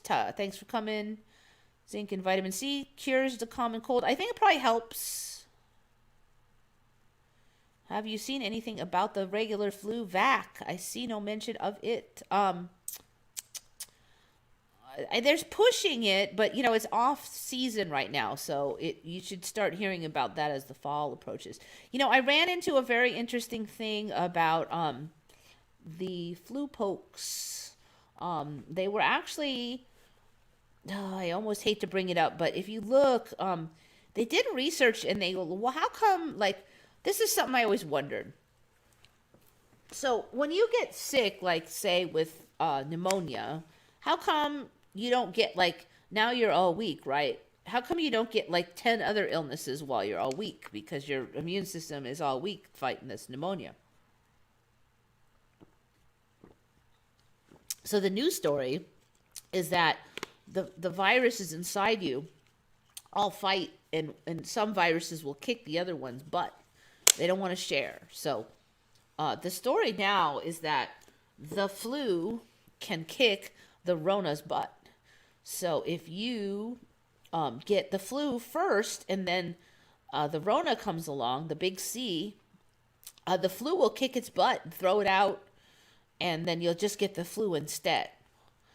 And they said if you get the big C, now how do they even test this? I don't even know, because you can't be giving people the C. But supposedly if you get the C first, and then one day later the flu comes along, the flu will still kick the C's butt.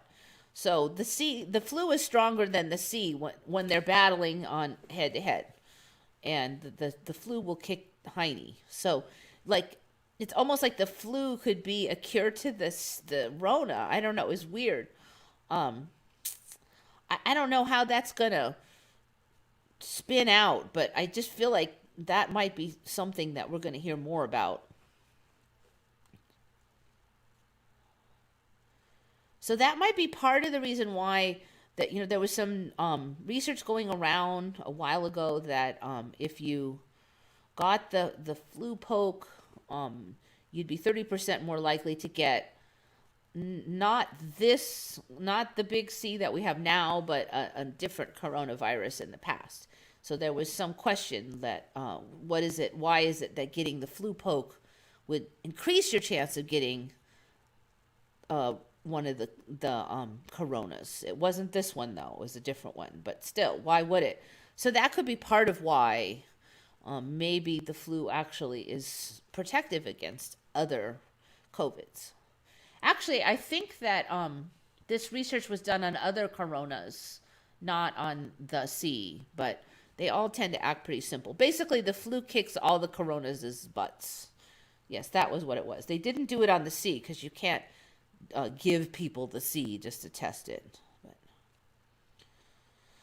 So anyway, basically, generally, the flu will kick any coronaviruses. We don't know specifically about the C, of course, but. So the problem, though, is the flu is not going to be protective unless you have it. So if you catch the flu and then the Rona comes calling, the flu will kick the Rona's butt. But once you kick the flu's butt, now you could get the Rona again. So that's the trouble. You don't want to have the flu constantly just to protect yourself against the Rona. But it is kind of interesting. And I feel like we might hear more about that in upcoming months. Colds are supposed to be a lot worse this year. I don't know. You know, they say there's like no flus this year. I don't know. You know, and a lot of this stuff, like we've all been experiencing some of these symptoms for years.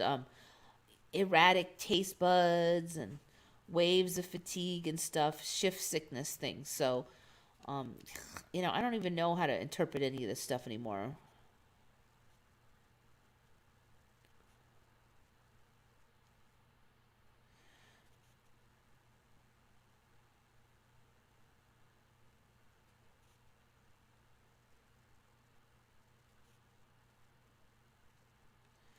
Okay, so what is next? Got that one. I think I've mentioned this before, but I've just really noticed it. I don't know if you have. Have you guys noticed that, like, this is probably like the third time I've said it, but I'm really noticing it this week. Food just won't stay hot.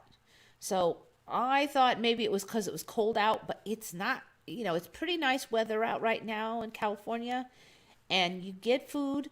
And you know, I was thinking like the restaurants keep serving me this cold food. I mean, it's not cold, but it's not. Food used to come out of the back sizzling hot. You couldn't even stick it in your mouth right away because you'd burn your tongue. And lately, it's just been cold. You know, like they've been sitting on it forever. But then I realized, you know what? I yank it out of my own oven, and then I just slap it on the plate, and I sit down, and it's already kind of cold. I mean, I literally can get it out of the oven and like a steak, and and cut one and stick it in my mouth um right away. And I could never do that before. I'd have to blow on it, blow on it, blow on it, blow on it. Um, so yeah, why is my food so cold? It's like you can't get that hot feeling anymore. I get the food hot, it's placed on the table, wash my hands, it's already cold. You don't even have to, even if you don't wash your hands, it's cold. I mean, I could literally like cut a piece of the. Sometimes if I'm not sure if steak's done or something, I'm like, I don't care. I'd rather just check it, you know. So I just cut off a piece, and I used to. Then when you have a piece, you can see if it's done. But yeah, you got a piece in your fork, you might as well eat it. I used to be able to, you know, I have to blow on it and blah blah blah, and I had to be careful. But now I'm literally I can cut it right out of the oven and stick it in my mouth.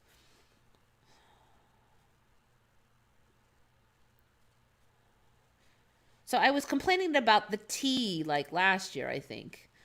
And then I just noticed that I could eat stuff right out of the oven. But now it's just gotten, there's like a next level thing the last few weeks. I'm like, it's already lukewarm almost by the time it gets out to me. And it's all the restaurants. They all can't suck that bad. And they got the food out quick. So breath doesn't show in cold. I haven't seen my breath in years. Yeah, there's something going on with that too. And even though the temperature gauge says it's cold.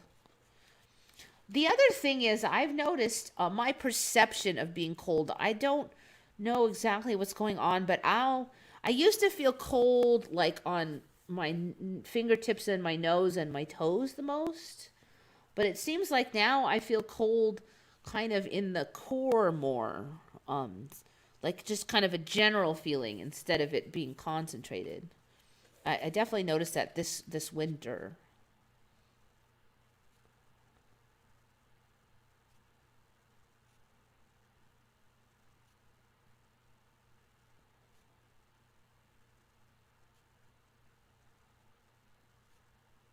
Maybe it doesn't stay hot because the way time is moving faster.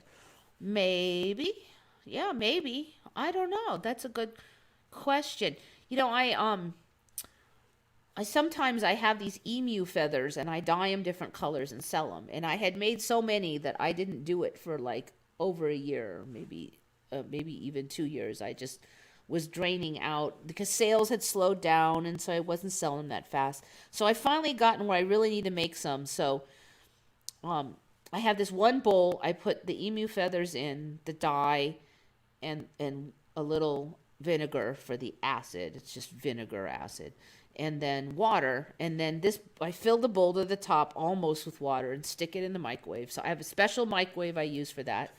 It's just an old microwave basically. But, and it used to take 2.5 minutes to get that bowl of water really, really hot. Because that's what, it just has to be really hot.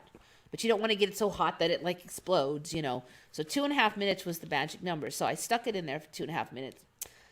It's like 4.5 minutes now. I have to put it in. It was to be 2.5, 4.5. So it's like double in the last couple of years. And I don't think the microwave has degraded any. I think it is the Mandela. It's just weird. So that's the same bowl I always used. Yeah, food tastes weird, but I've been complaining about that since the 90s, so I don't know what to say on that one. Every day is different, you know. This tastes good, now this tastes good. Now everything tastes too salty, and then now I can't taste salt at all. Lately, I can't taste sugar worth a darn. This week, you know, like put sugar on something, I don't even taste it, so don't even bother putting it on there. You can't taste it.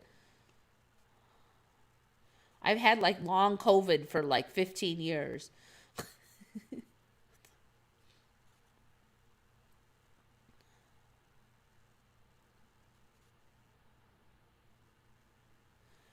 Yeah, see, I think it's taste buds that have changed because I know the basic physics of everything. But that's another really interesting thing because a lot of these long Rona sufferers are, I'm starting to read their stories, and so they'll say that they got the Rona and then they had a mild flu or something, nothing real big, and then 6 months later they lose their sense of taste. Okay, so they're assuming that it is the Rona from 6 months ago, but I am suspicious on that. I'm wondering if it's just, you know, some of the stuff that we've been talking about this stuff for years before the Rona was even here. So basically now anybody who has anything weird about their tastes or weird fatigue or anything are assuming it's long Rona.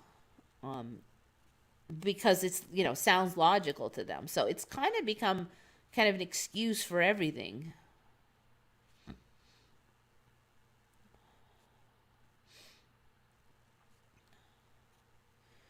Maybe that has to do with water, like my hair takes forever to dry, your water takes longer to heat. Yeah, I don't know. Um, so maybe it takes the same amount of time, but the seconds tick by faster. The seconds are ticking by twice as fast. So there seems to be definitely a trend. A lot of people have said that it's taking longer to cook stuff. Like I used to have a 3-minute egg. You wanted hard-boiled eggs, it was 3 minutes. I think it's like 6 minutes now.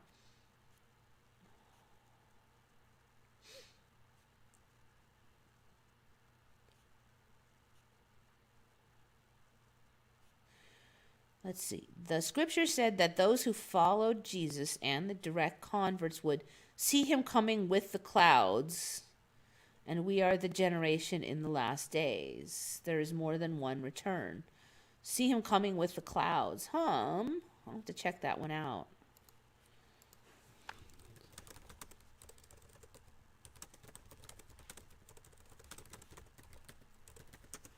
Oops. Look, he is coming with the clouds, and every eye will see him, even those who pierced him, and all peoples of earth will mourn because of him.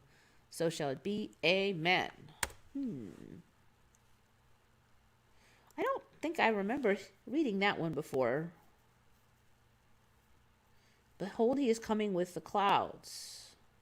I do keep a really sharp eye on the end time stuff, predictions since the last 4 years especially, because it really does a lot of times seem like we're, you know, not, you know, they call it the end times, but it's not the end. It's, you know, a transition thing.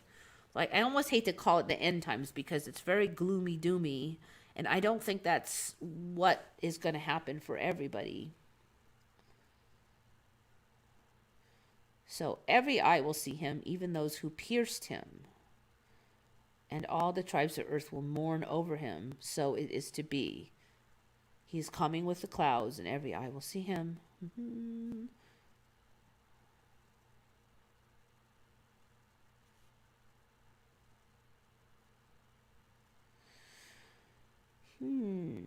He cometh with the clouds.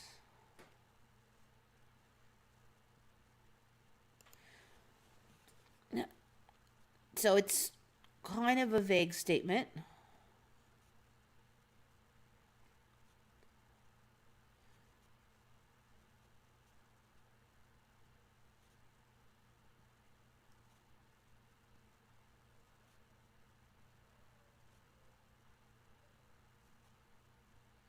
$10, really, for hard boiled? Yeah, it was the 3-minute egg. It was the famous. Nobody remembers that but me, I swear. Actually, there was one other person who mentioned it, I think, on Retconned, who was the one who caught it. But when I was a kid, 3-minute egg timers, it was the 3-minute egg timer. That's the word everybody called it. So there were so many timers that just it had exactly 3 minutes on it for hard-boiled egg. And they just called it a 3-minute timer, and everybody knew it was for hard-boiled eggs. But those didn't ever exist here. Oh yeah, he will come on. You'll see him come with the clouds. Yeah, that would. Yeah, I don't know. Would it be? It would be the new AI or something. That's. I don't know. I just. I hope. I don't know. I hope that it's obvious, and I don't have to worry about it being some creepy AI. Yours have been ringing a lot. I have noticed the last few weeks there's been some loud. I always have ringing, but there's been some loud ringing. Yeah, then it became 3 minutes soft boil at some point, but I didn't find out about that until like a couple years ago. He's coming with the iCloud. Yeah, I don't want to see no AI Jesuses, okay, or gods. I mean, you please come in a way that is obviously you and not some creepy Skynet, please.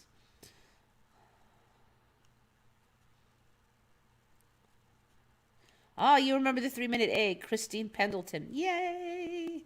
Yes, it was the 3-minute. And we did not eat soft-boiled eggs in my house. Okay, Sapioid remembers it, and Andela. Yay, some people remember it. We did not eat soft. We were a hard-boiled egg family. That is all we ever ate. So if there was the 3 minutes of cooking, it was for a hard-boiled egg. There was no. We were all like, ew, ew, gross for anything besides a hard-boil.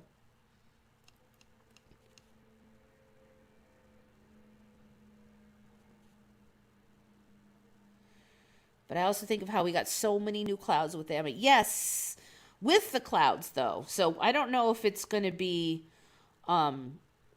clouds. He's coming with the clouds. Rainbows, weird life phenomena, Pegasus. Who the heck knows? All we know is he's coming with the clouds. So something in the air, some kind of aerial, phenomena.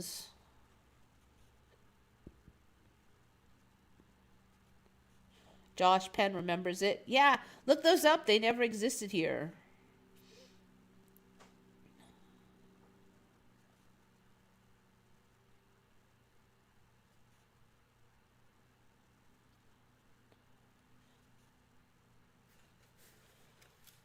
So yeah, the ones who pierced him would be the Romans. That was my guess as well. Including rainbow clouds. Yeah, there's a lot of weird aerial phenomena, light, sound. So it leaves it pretty open though, some kind of sky type thing.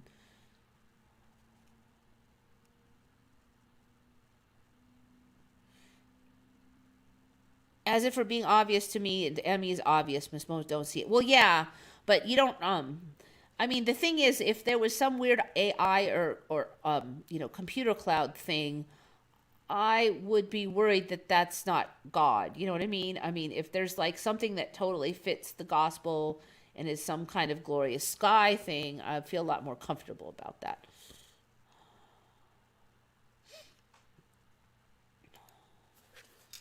Okay, so anyways, okay, this one is from Thomas Larson. I don't think I covered this one, but Uranus, as they spell it these days, or as they say it these days, seems to be the more popular way of pronouncing it. I don't remember it being blue, but it's pretty much depicted as blue now. When I looked it up, they were saying that to the human eye, it would be, I think this one was the one, would be blue colored. There was only one blue planet before, and that was Earth. But now it isn't. So yes, I agree that is different. Good find, Thomas Larson. Okay, so now a less pleasant one. Luckily, it was in the past, but so this whole thing with the slaves, I don't know, the story with the slaves. First, Lincoln didn't free them all, and the North never freed their slaves. So now, apparently, the Native Americans never freed their slaves. I mean, I never even heard of Native Americans having any slaves. I did hear starting about 10 years ago that slaves went to live with the Native Americans as an escape, and the Native Americans treated them well as, fellow victims, basically, and that they intermarried and blah, blah, blah. There was never, ever, ever any talk of them being slaves of the Native Americans, though. And now there is, and this is from Mark Tyus, very good find. This one is kind of a big one for me because I know that this was not in here. Let's see, the Native Americans. And there was a lot of them.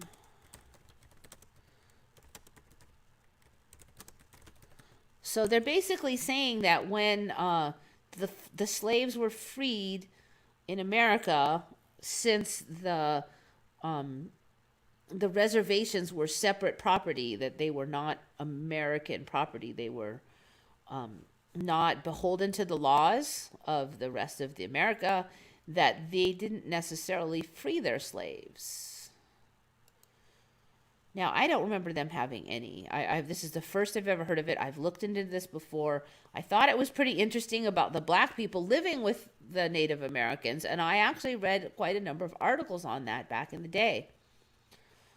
Did you know that the 13th Amendment abolishing slavery did not apply to all slaves? Mostly slavery is simple black and white, but those who do may not realize that the 5 civilized tribes of the Southeast, Cherokee, Chickasaw, Choctaw, Creek, and Seminole, also participated in the institution of slavery.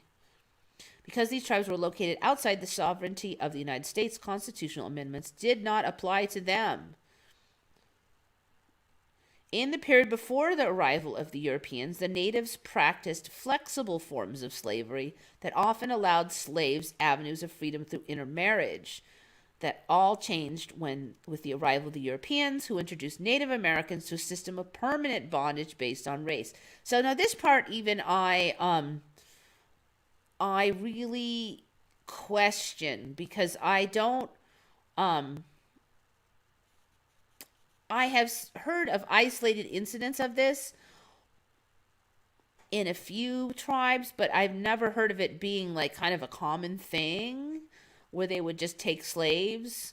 And flexible or no, I just don't, generally speaking, they would usually kill everybody except for maybe the kids, and then they would keep the kids, but they weren't slaves. They would just, grow up in the village and be part of the village. So I can't swear on this one, but even that one sounds really suspicious to me.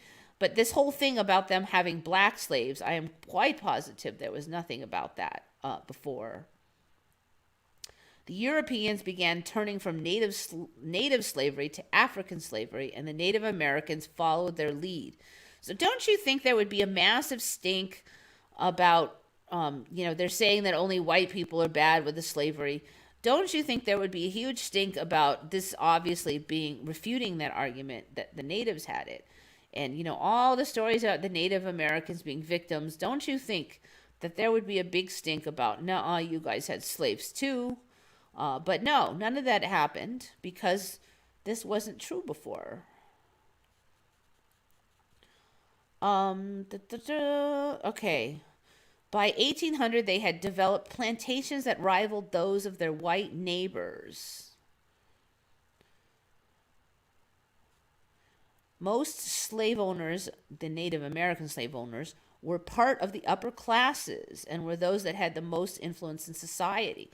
So I don't even know what they mean by the upper classes of the Native Americans, because typically I saw that more represented as that they had, certain, the elders and the wiser folks, but I've never heard of them being referred to as the upper classes. They didn't have they had more honor and, more respect than maybe because of their position, but they didn't have more stuff. They weren't upper classes in that way. But now apparently they were, and they had slaves, more of them, any of them. So how many did they have? Cherokee Nation owned 2,500 slaves, 15% of their total population. That's a lot of slaves. Choctaw citizens owned 2,349 slaves, 14% of their total population. The Creek citizens owned 1,532 slaves, 10% of their total population. Chickasaw owned 975, which amounted to 18% of their total population. A portion equivalent to that of white slave owners in Tennessee, a former neighbor of the Chickasaw Nation and a large slaveholding state.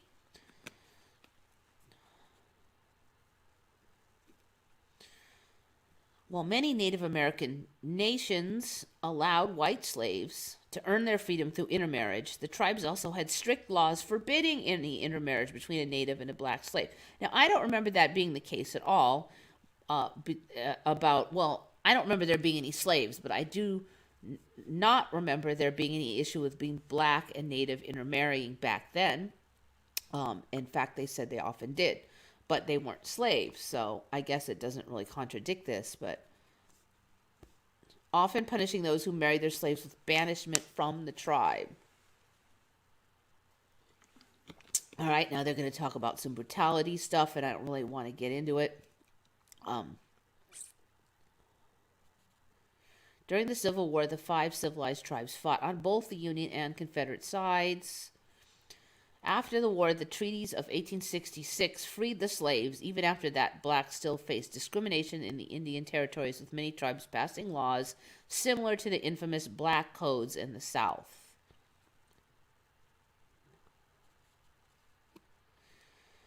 So then there was a question whether these blacks should be allowed to say that they were members of these Native American nations, now that we have the whole reparations thing. So the natives, should the blacks get reparations from the natives get reparations from the whites? If the whites give reparations to the natives, do they owe it to those blacks that were slaves of the natives?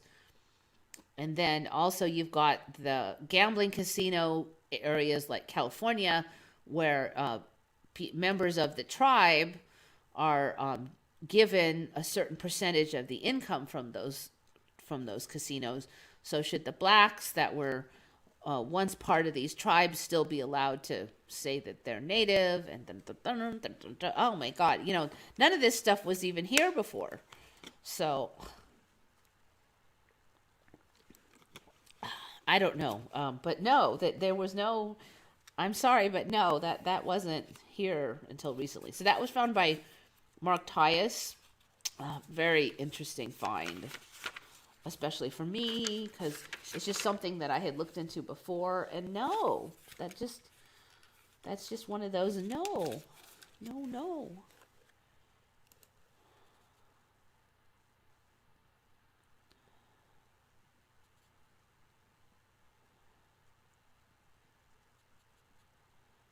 Oh yeah, you got a good point. Jesus is coming with the clouds. It doesn't mean that the clouds. It doesn't necessarily mean that it's the second that right there that they're in the sky together. Yeah, it could be that when the clouds could be a marker.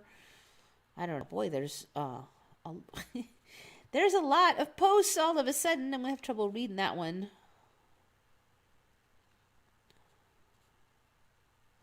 Mandanimal remembers the 3-minute timers. Yes. Sulfur burps when you burp hydrogen sulfide gas that smells like rotten eggs from eating certain foods. Sulfur burps. I don't think so. Sulfur burps.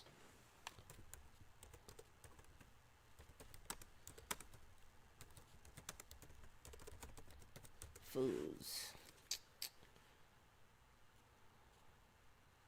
Broccoli, Brussels sprouts, collards, cabbage, kale.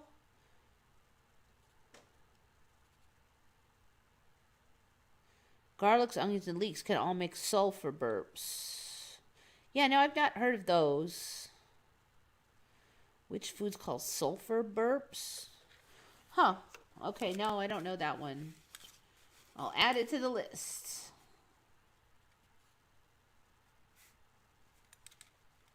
With the new spelling of sulfur that... Wait, which... Okay, so no, we don't have... We're back to the F. I swear we were on the PH for a while, so now we're back to the sulfur spelled with an F. Sulfur. I swear we were on PH, SULPHER for a while. Now we're back to F. Oh, see, I wrote it like that. I thought I had it, but no. These shifties are making me crazy. F is my original, so...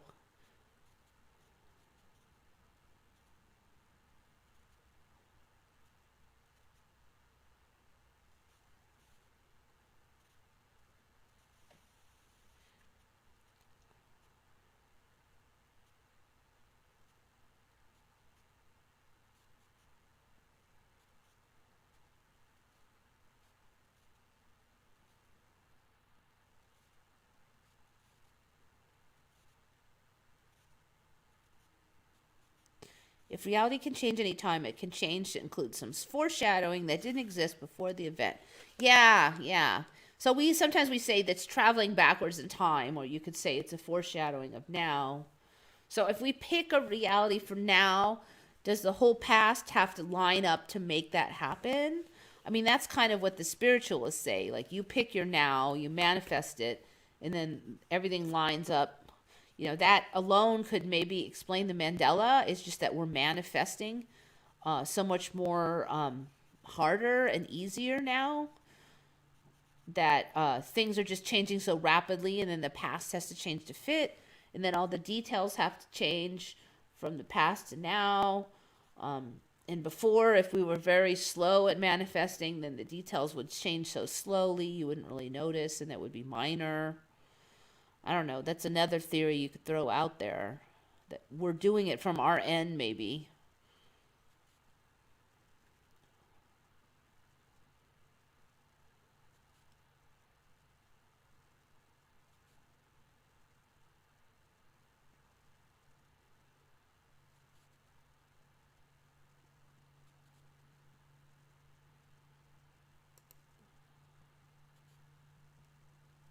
See, it says inappropriate messages are held for review, but I don't see how to... I used to be able to click on this message. And then I could see it. Oh, so maybe, I don't know. Should I put that one on there? Actually. Okay, so it's just held underneath. That's how it is now.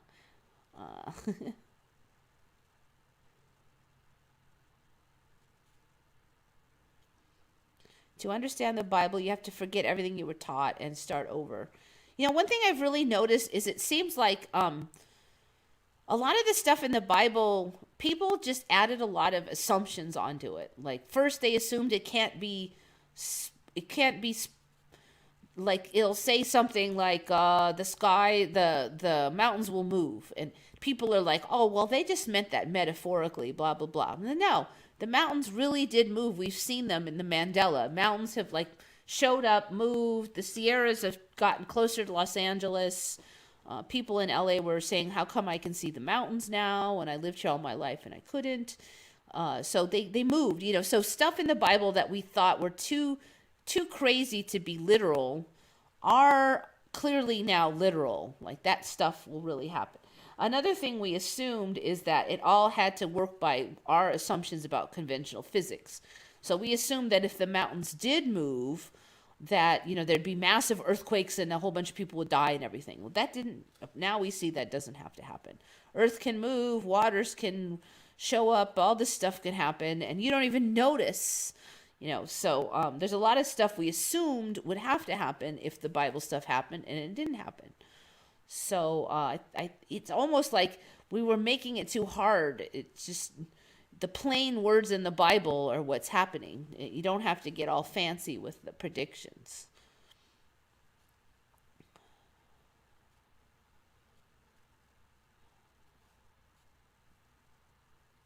Large societies require slaves. Well, I wouldn't go that far. They don't require slaves, but smaller cultures, especially nomadic ones, don't need nor can they afford slaves.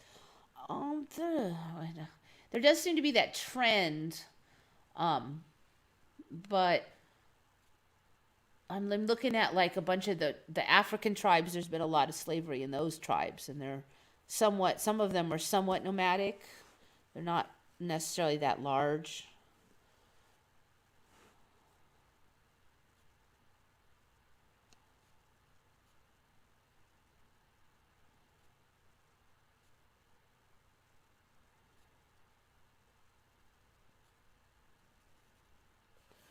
Okay, so we got sulfur burps. Did I get this? I think I'm getting close to the end here. Yes. Have you guys heard of the Skylab mutiny in space? Have you ever heard of this mutiny in space thing where okay, first of all, I didn't have a Skylab. Was it 1974? Some kind of a day. We didn't have any they didn't have any permanent space stations for me in 1974. But for you who remember the Skylab, do you remember the mutiny in space? Like the astronauts in the Skylab went on strike or something? You remember anything about that?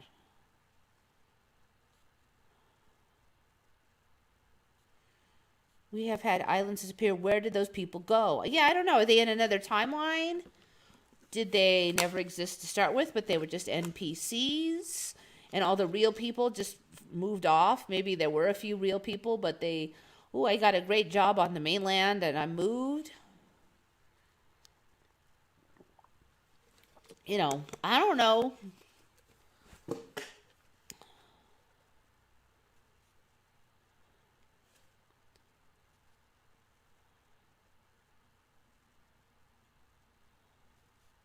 No Skylab for Jason. Andella, no. No. General Sorrow, nope. I didn't have a Skylab either. Wait.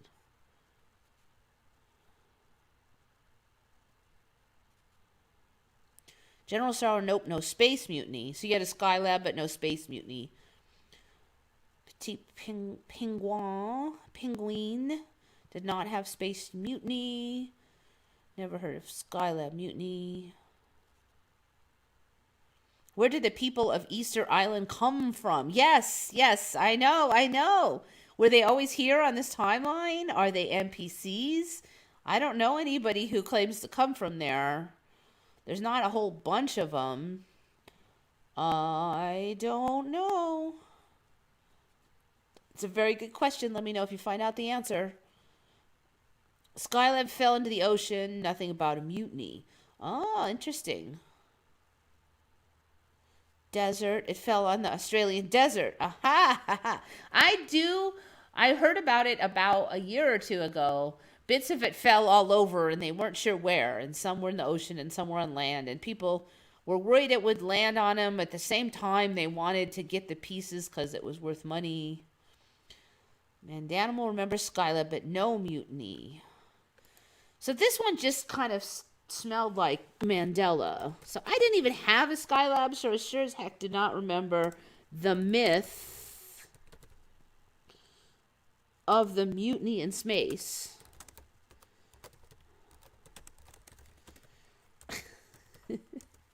So apparently this is this famous story of Skylab, which I didn't have, so that's part of it. I have no idea if you guys would remember this.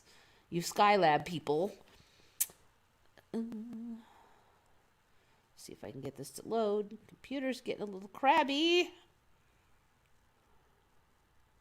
Come on, you can do it, you can do it. It's totally frozen.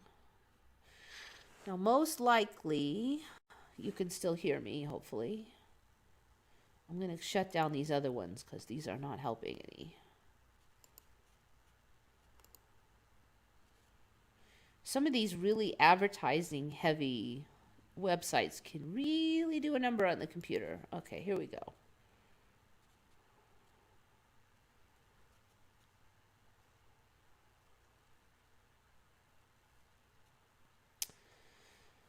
Okay, so the story is that everybody thought that there was a strike at the Skylab, and for years and years and years, everybody thought that, but it's just a myth. So, okay, I didn't even have a Skylab, so to say, but so now the story is that, so the original story was that the astronauts on Skylab just got mad at mission control and refused to answer the comm or the radio or whatever you call it for a while because they went on strike, and it was called the mutiny in Skylab, and everybody thought that happened. So I'm guessing that in some timeline it happened, but now they're saying, oh no, that's just a myth that somehow never got corrected. So it just reeks of Mandela's.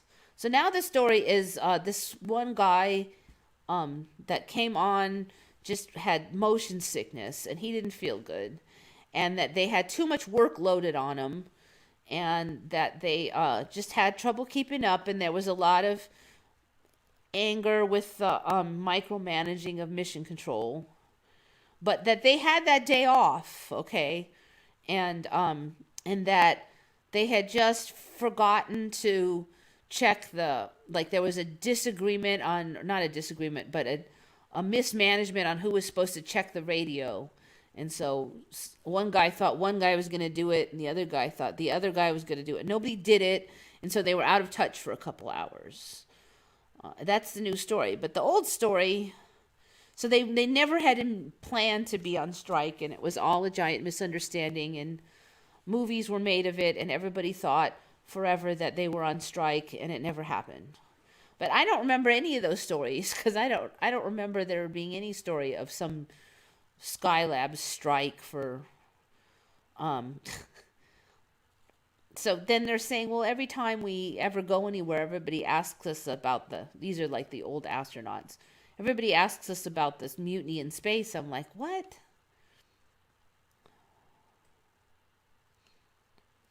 So then they're moaning about the micromanaging, and there's too much work and we can't keep up.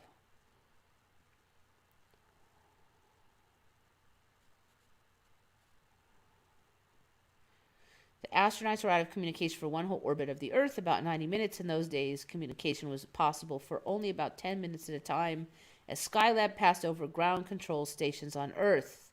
It was some time before constant and seamless satellite communication became available. The word strike went at light speed throughout the control room and out into the news media, who feasted on that. Like, really, would the ground control immediately let the media know all that? On the ground, they interpreted it as a strike, but it wasn't intentional. It was our mistake. The media created this myth, which has been floating around out there ever since, and we've just had to live with it. To Ed, the idea made no sense whatsoever. What are we going to do? Threaten to live on the moon?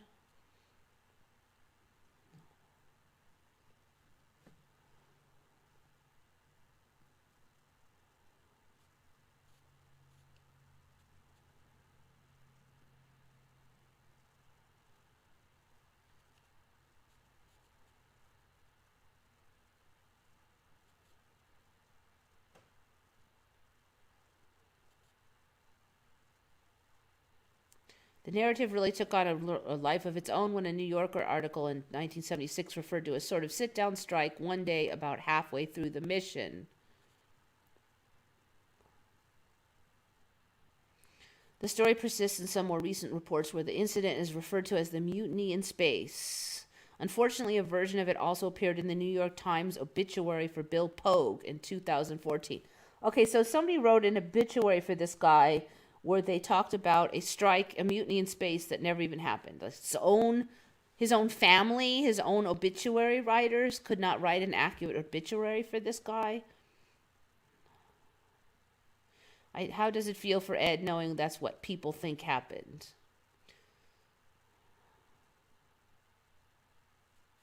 Every time someone talks about that flight, the strike comes up. I'm sure God's going to ask me when I get to heaven, if that's where I go, about what happened. Amazing. Here's an interesting part. Amazingly, he says, in the last 48 years, only one other reporter has been in touch with Skylab 4 Clue, apart from the BBC, to ask them for their account of what happened.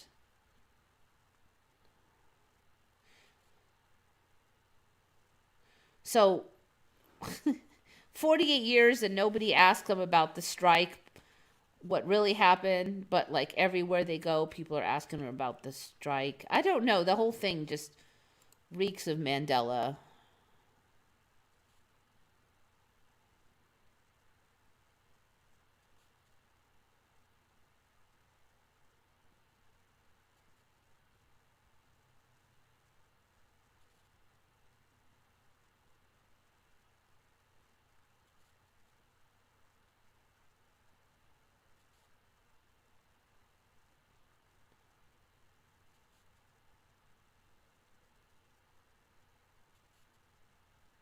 It's definitely the time of the great deception. People will say a contradicting statement like they believe it with all their heart. Yeah, I know. I mean, like, they can just, like, be totally selfish and then accuse you of being selfish. Like, they're not being selfish. You know, they could say that they care for other people and then wish that you die of COVID in the next 2 seconds, and then after they wish you die of the Rona, they'll say that you lack empathy. I mean, it's just, people have lost their freaking minds. It's sad and it's scary. The dichotomy that they can hold in their head, and that they're just over the top with some of this stuff. Just like, I don't, and a lot of things that were kind of a good idea to start with have gone to the extremes,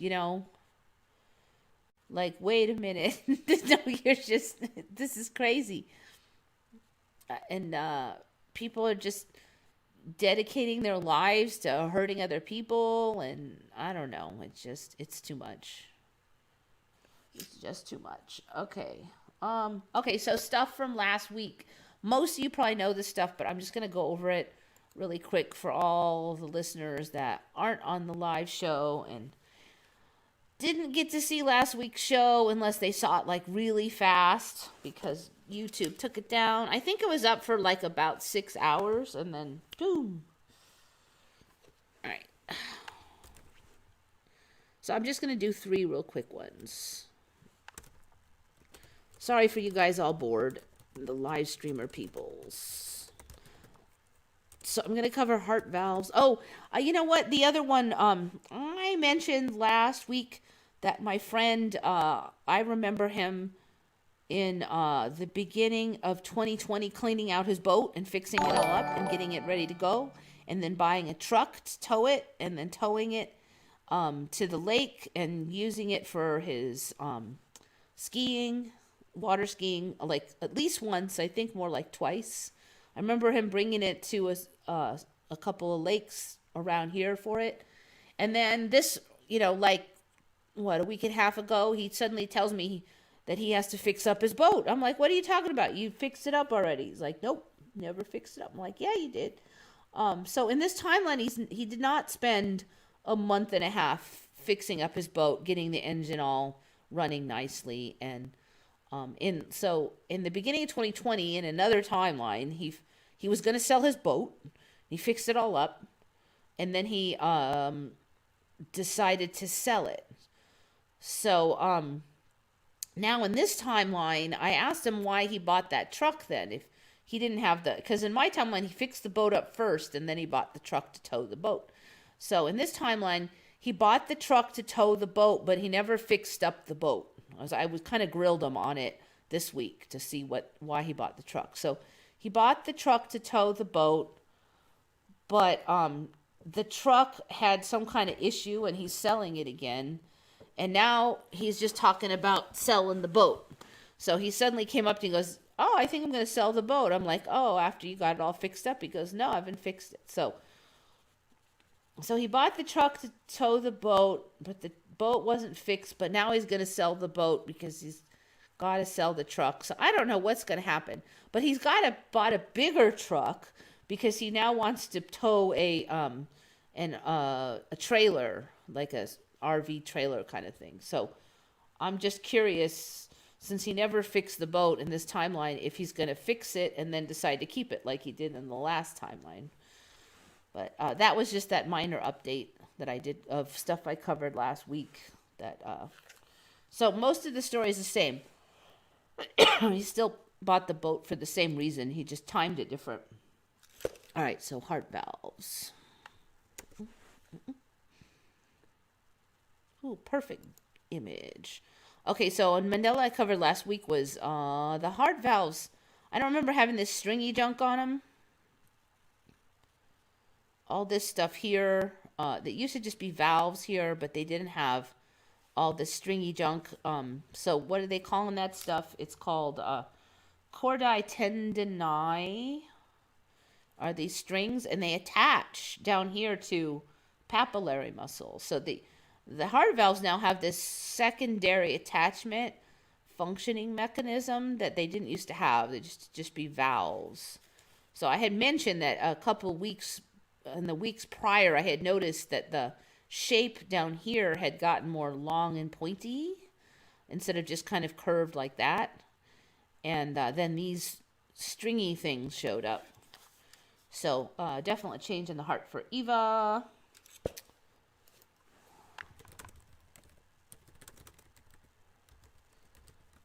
Okay, so this will be the last one from last week. I mean, there were other ones last week, but I'm not going to go over all of them.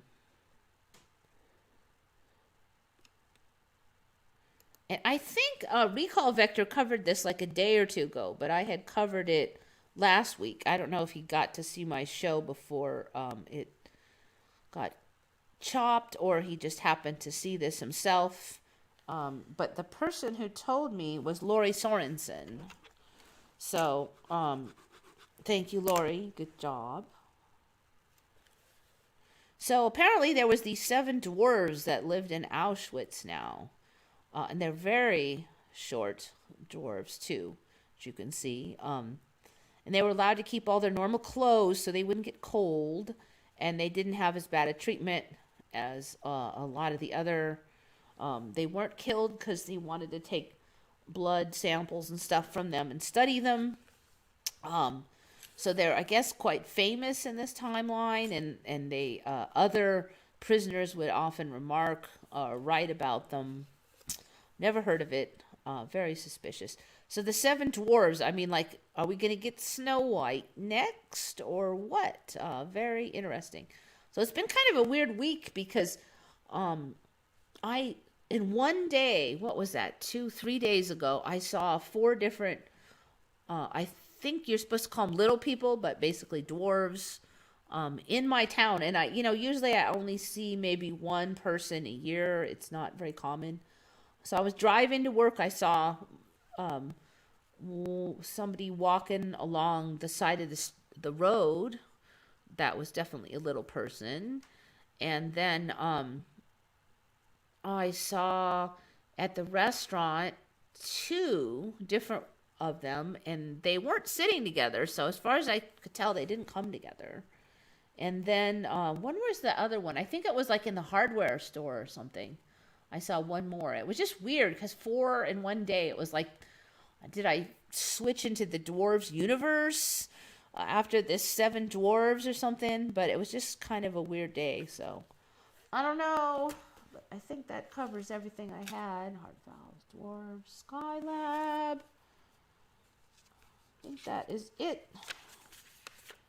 2.5 hours. Okay, so it did go pretty long.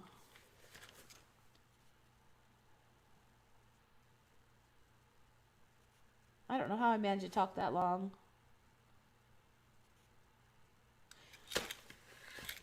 But that's it. I think I got it all. Unless you guys got anything to add.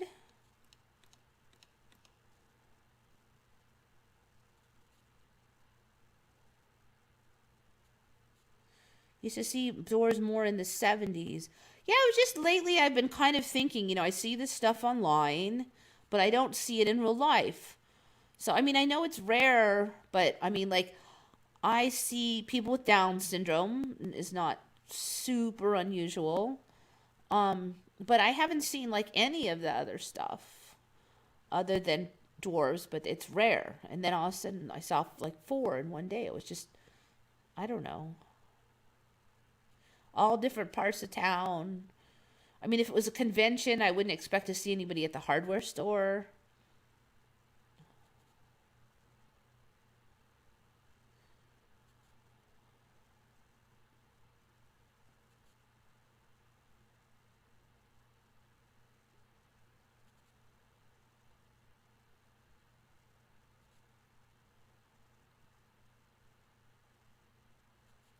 I think what we've been taught has been wrong or flipped often, and I think religion was not immune to that. Yeah, it's tricky. A lot of things are definitely backwards here. So I it gets so complicated that I think at some point I just feel like you just have to look at what anything that is judgmental, hateful, angry, all those negative emotions, any of those things I think are to be avoided. It's not our job to pass judgment on others. Obviously, protect yourself. You don't have to be a doormat, have healthy boundaries, but that's not our job to judge people on where they are in their path, and that is not, we don't know enough to be doing that. We don't know enough about them and their life and all that. So anytime that we're angry, hateful, prideful, I mean we're all humans, so we're not going to be perfect every second, but try to avoid that stuff. Anything that's violent, wishing bad things on others, those things. Even if you think they're, somebody you really don't like Bill Gates or somebody. I mean, if you look at it in the spiritualists like Buddhists and stuff, you look at it from psychology's perspective. And then even in the old Bible, before it changed, said, "Judge not, lest ye be judged." If you spend your time practicing those negative emotions, I hate that guy, all of those different areas all say that the more you practice, it just becomes a habit. The hate becomes a habit. Gotta sneeze. Okay, didn't do it. Died. But you don't want that habit. So I mean, it's tricky because the monkey brain just spins, and you're not always aware of how much you're doing it. But try not to, try not to head that way. And I think if you do that, you'll be fairly safe. Try to have sympathy for others and help other people.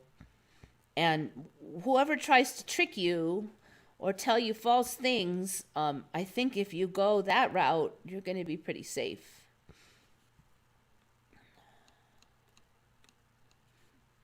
You don't always know the words of the message are hard to know, but the energy behind it, that's something you can sense. Sometimes people say really nice things to you, but in their head they're not nice, or they say it nicely, but they're spreading hatred. Watch out for that. Even when people are telling the truth, if they have to do it in a hateful, nasty way, I can't even listen to them. Yeah, I mean, even if if I say something that's true, but my intent is to injure you, to hurt you, then it isn't exactly true, is it? Because you're not saying it in a way of, truly caring about them. So there's that energy behind it. Truth can be a weapon, and it can be used to injure people, or it could be used to help them. So what is your intent behind what you're doing? Are you going around on Reddit just to tell people how wrong and stupid they are? Oh, what an idiot. That's wrong. Is that why you're on there? So even if it's the truth, maybe they are wrong, but what are you getting out of it? Are you just feeding your pride? I mean, and it's not that I've never do this myself, so it's not like I'm all innocent, okay? But you know, the Mandela kind of helps with that, because you think you know something and then it's not true anymore, and that's pretty humbling. So you can't go around thinking you know everything so easily anymore. But important lesson. A lot of people on social media, they're just there to kind of boost their ego by informing everybody else of how wrong they are, and that really doesn't help anybody if you're doing it with just the intent to boost your own self and step on others. Yes, they feed off negative emotions and want us in a constant state of negative. Yeah, so definitely try to avoid that stuff.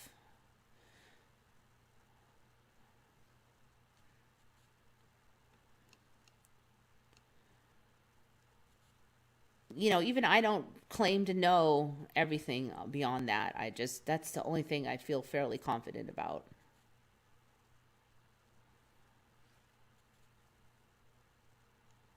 Anyway, so I think I'm about done. 2:30, 2:40 in the morning, so a little bit longer. Oh yeah, Shari's not here.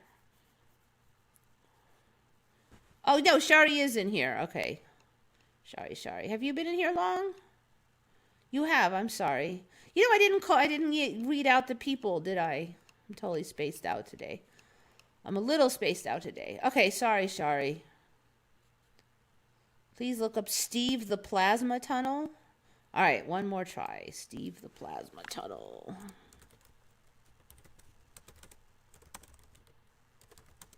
Tunnel.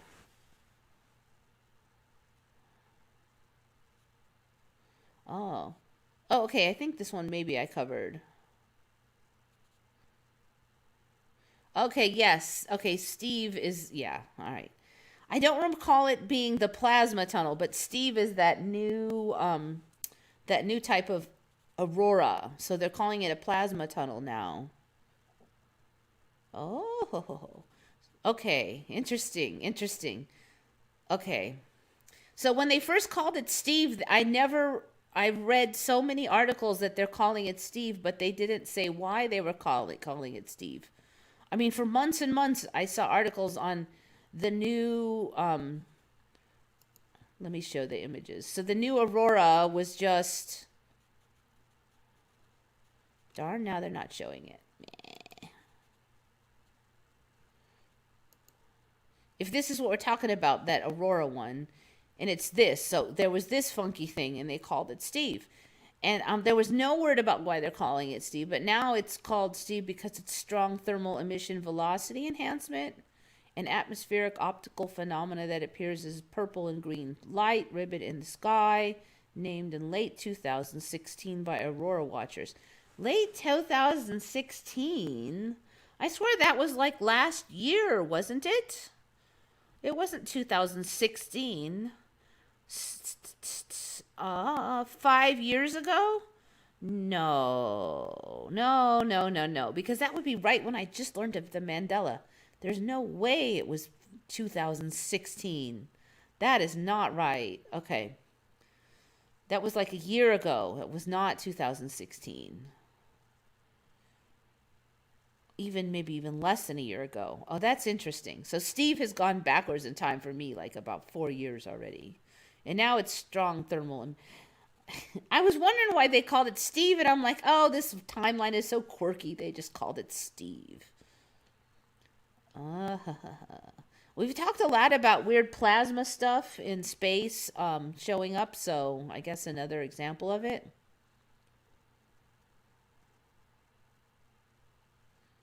Sky Glow, one of the older Mandelas for Eva.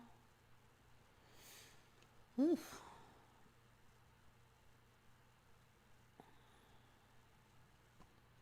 I'm not sure if that's what we're looking for. Did I find it?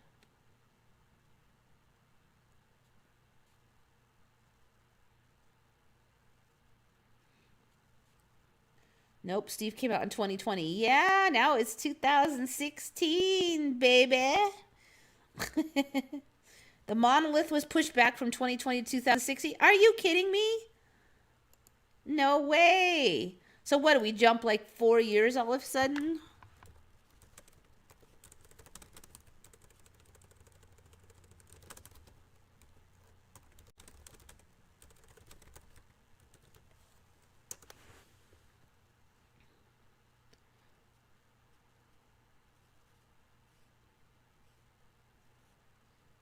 Okay, let's see.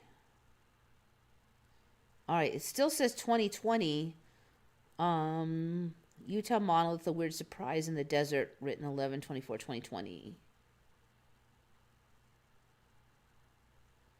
I don't know, it still says 2020 for the Utah monolith. It might need another few shifts before it goes back in time.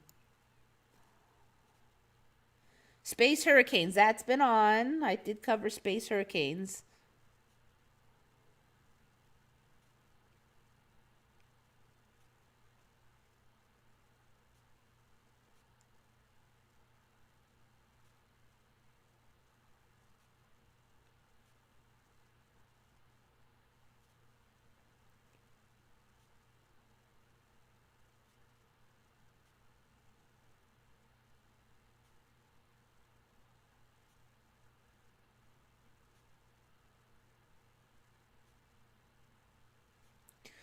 Did she say last week's show will be reloaded? Can we see it on another platform?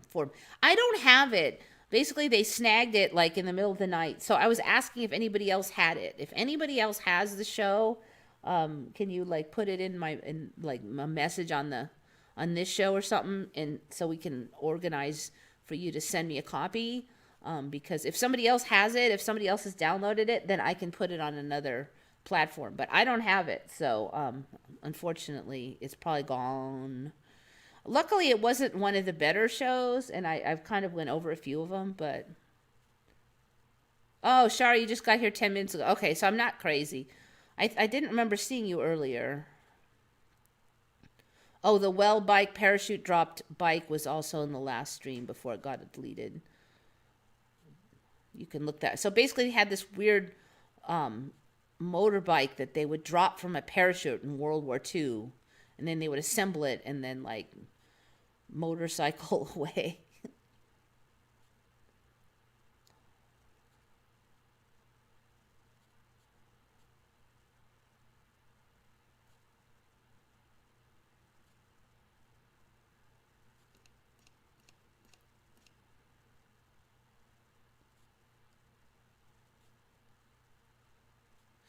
Yeah, Shari, they took down last week's show, so if you have a copy, let me know. Basically, I guess I just talked too much about the arm poke. So they said I violated terms of service, and I'm almost positive it was that. So you'll notice that this show, I tried to not talk about it too much. Because we would never, at this show, ever disagree with the WHO or the CDC. Oh, never. Of course not, right, people?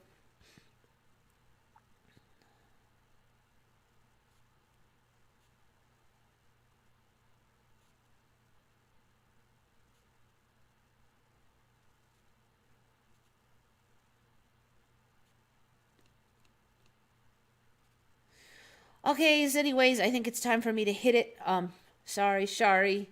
I know you just got here, but you can watch most of the rest of it. At least the last 2 hours of it should show up right away. The first 47 minutes of it won't show up right away, but by tomorrow or a few hours they will. So, anyways, thank you guys for some more good stuff as usual. Think good thoughts, everybody. This is Eva signing off for Once Upon a Timeline.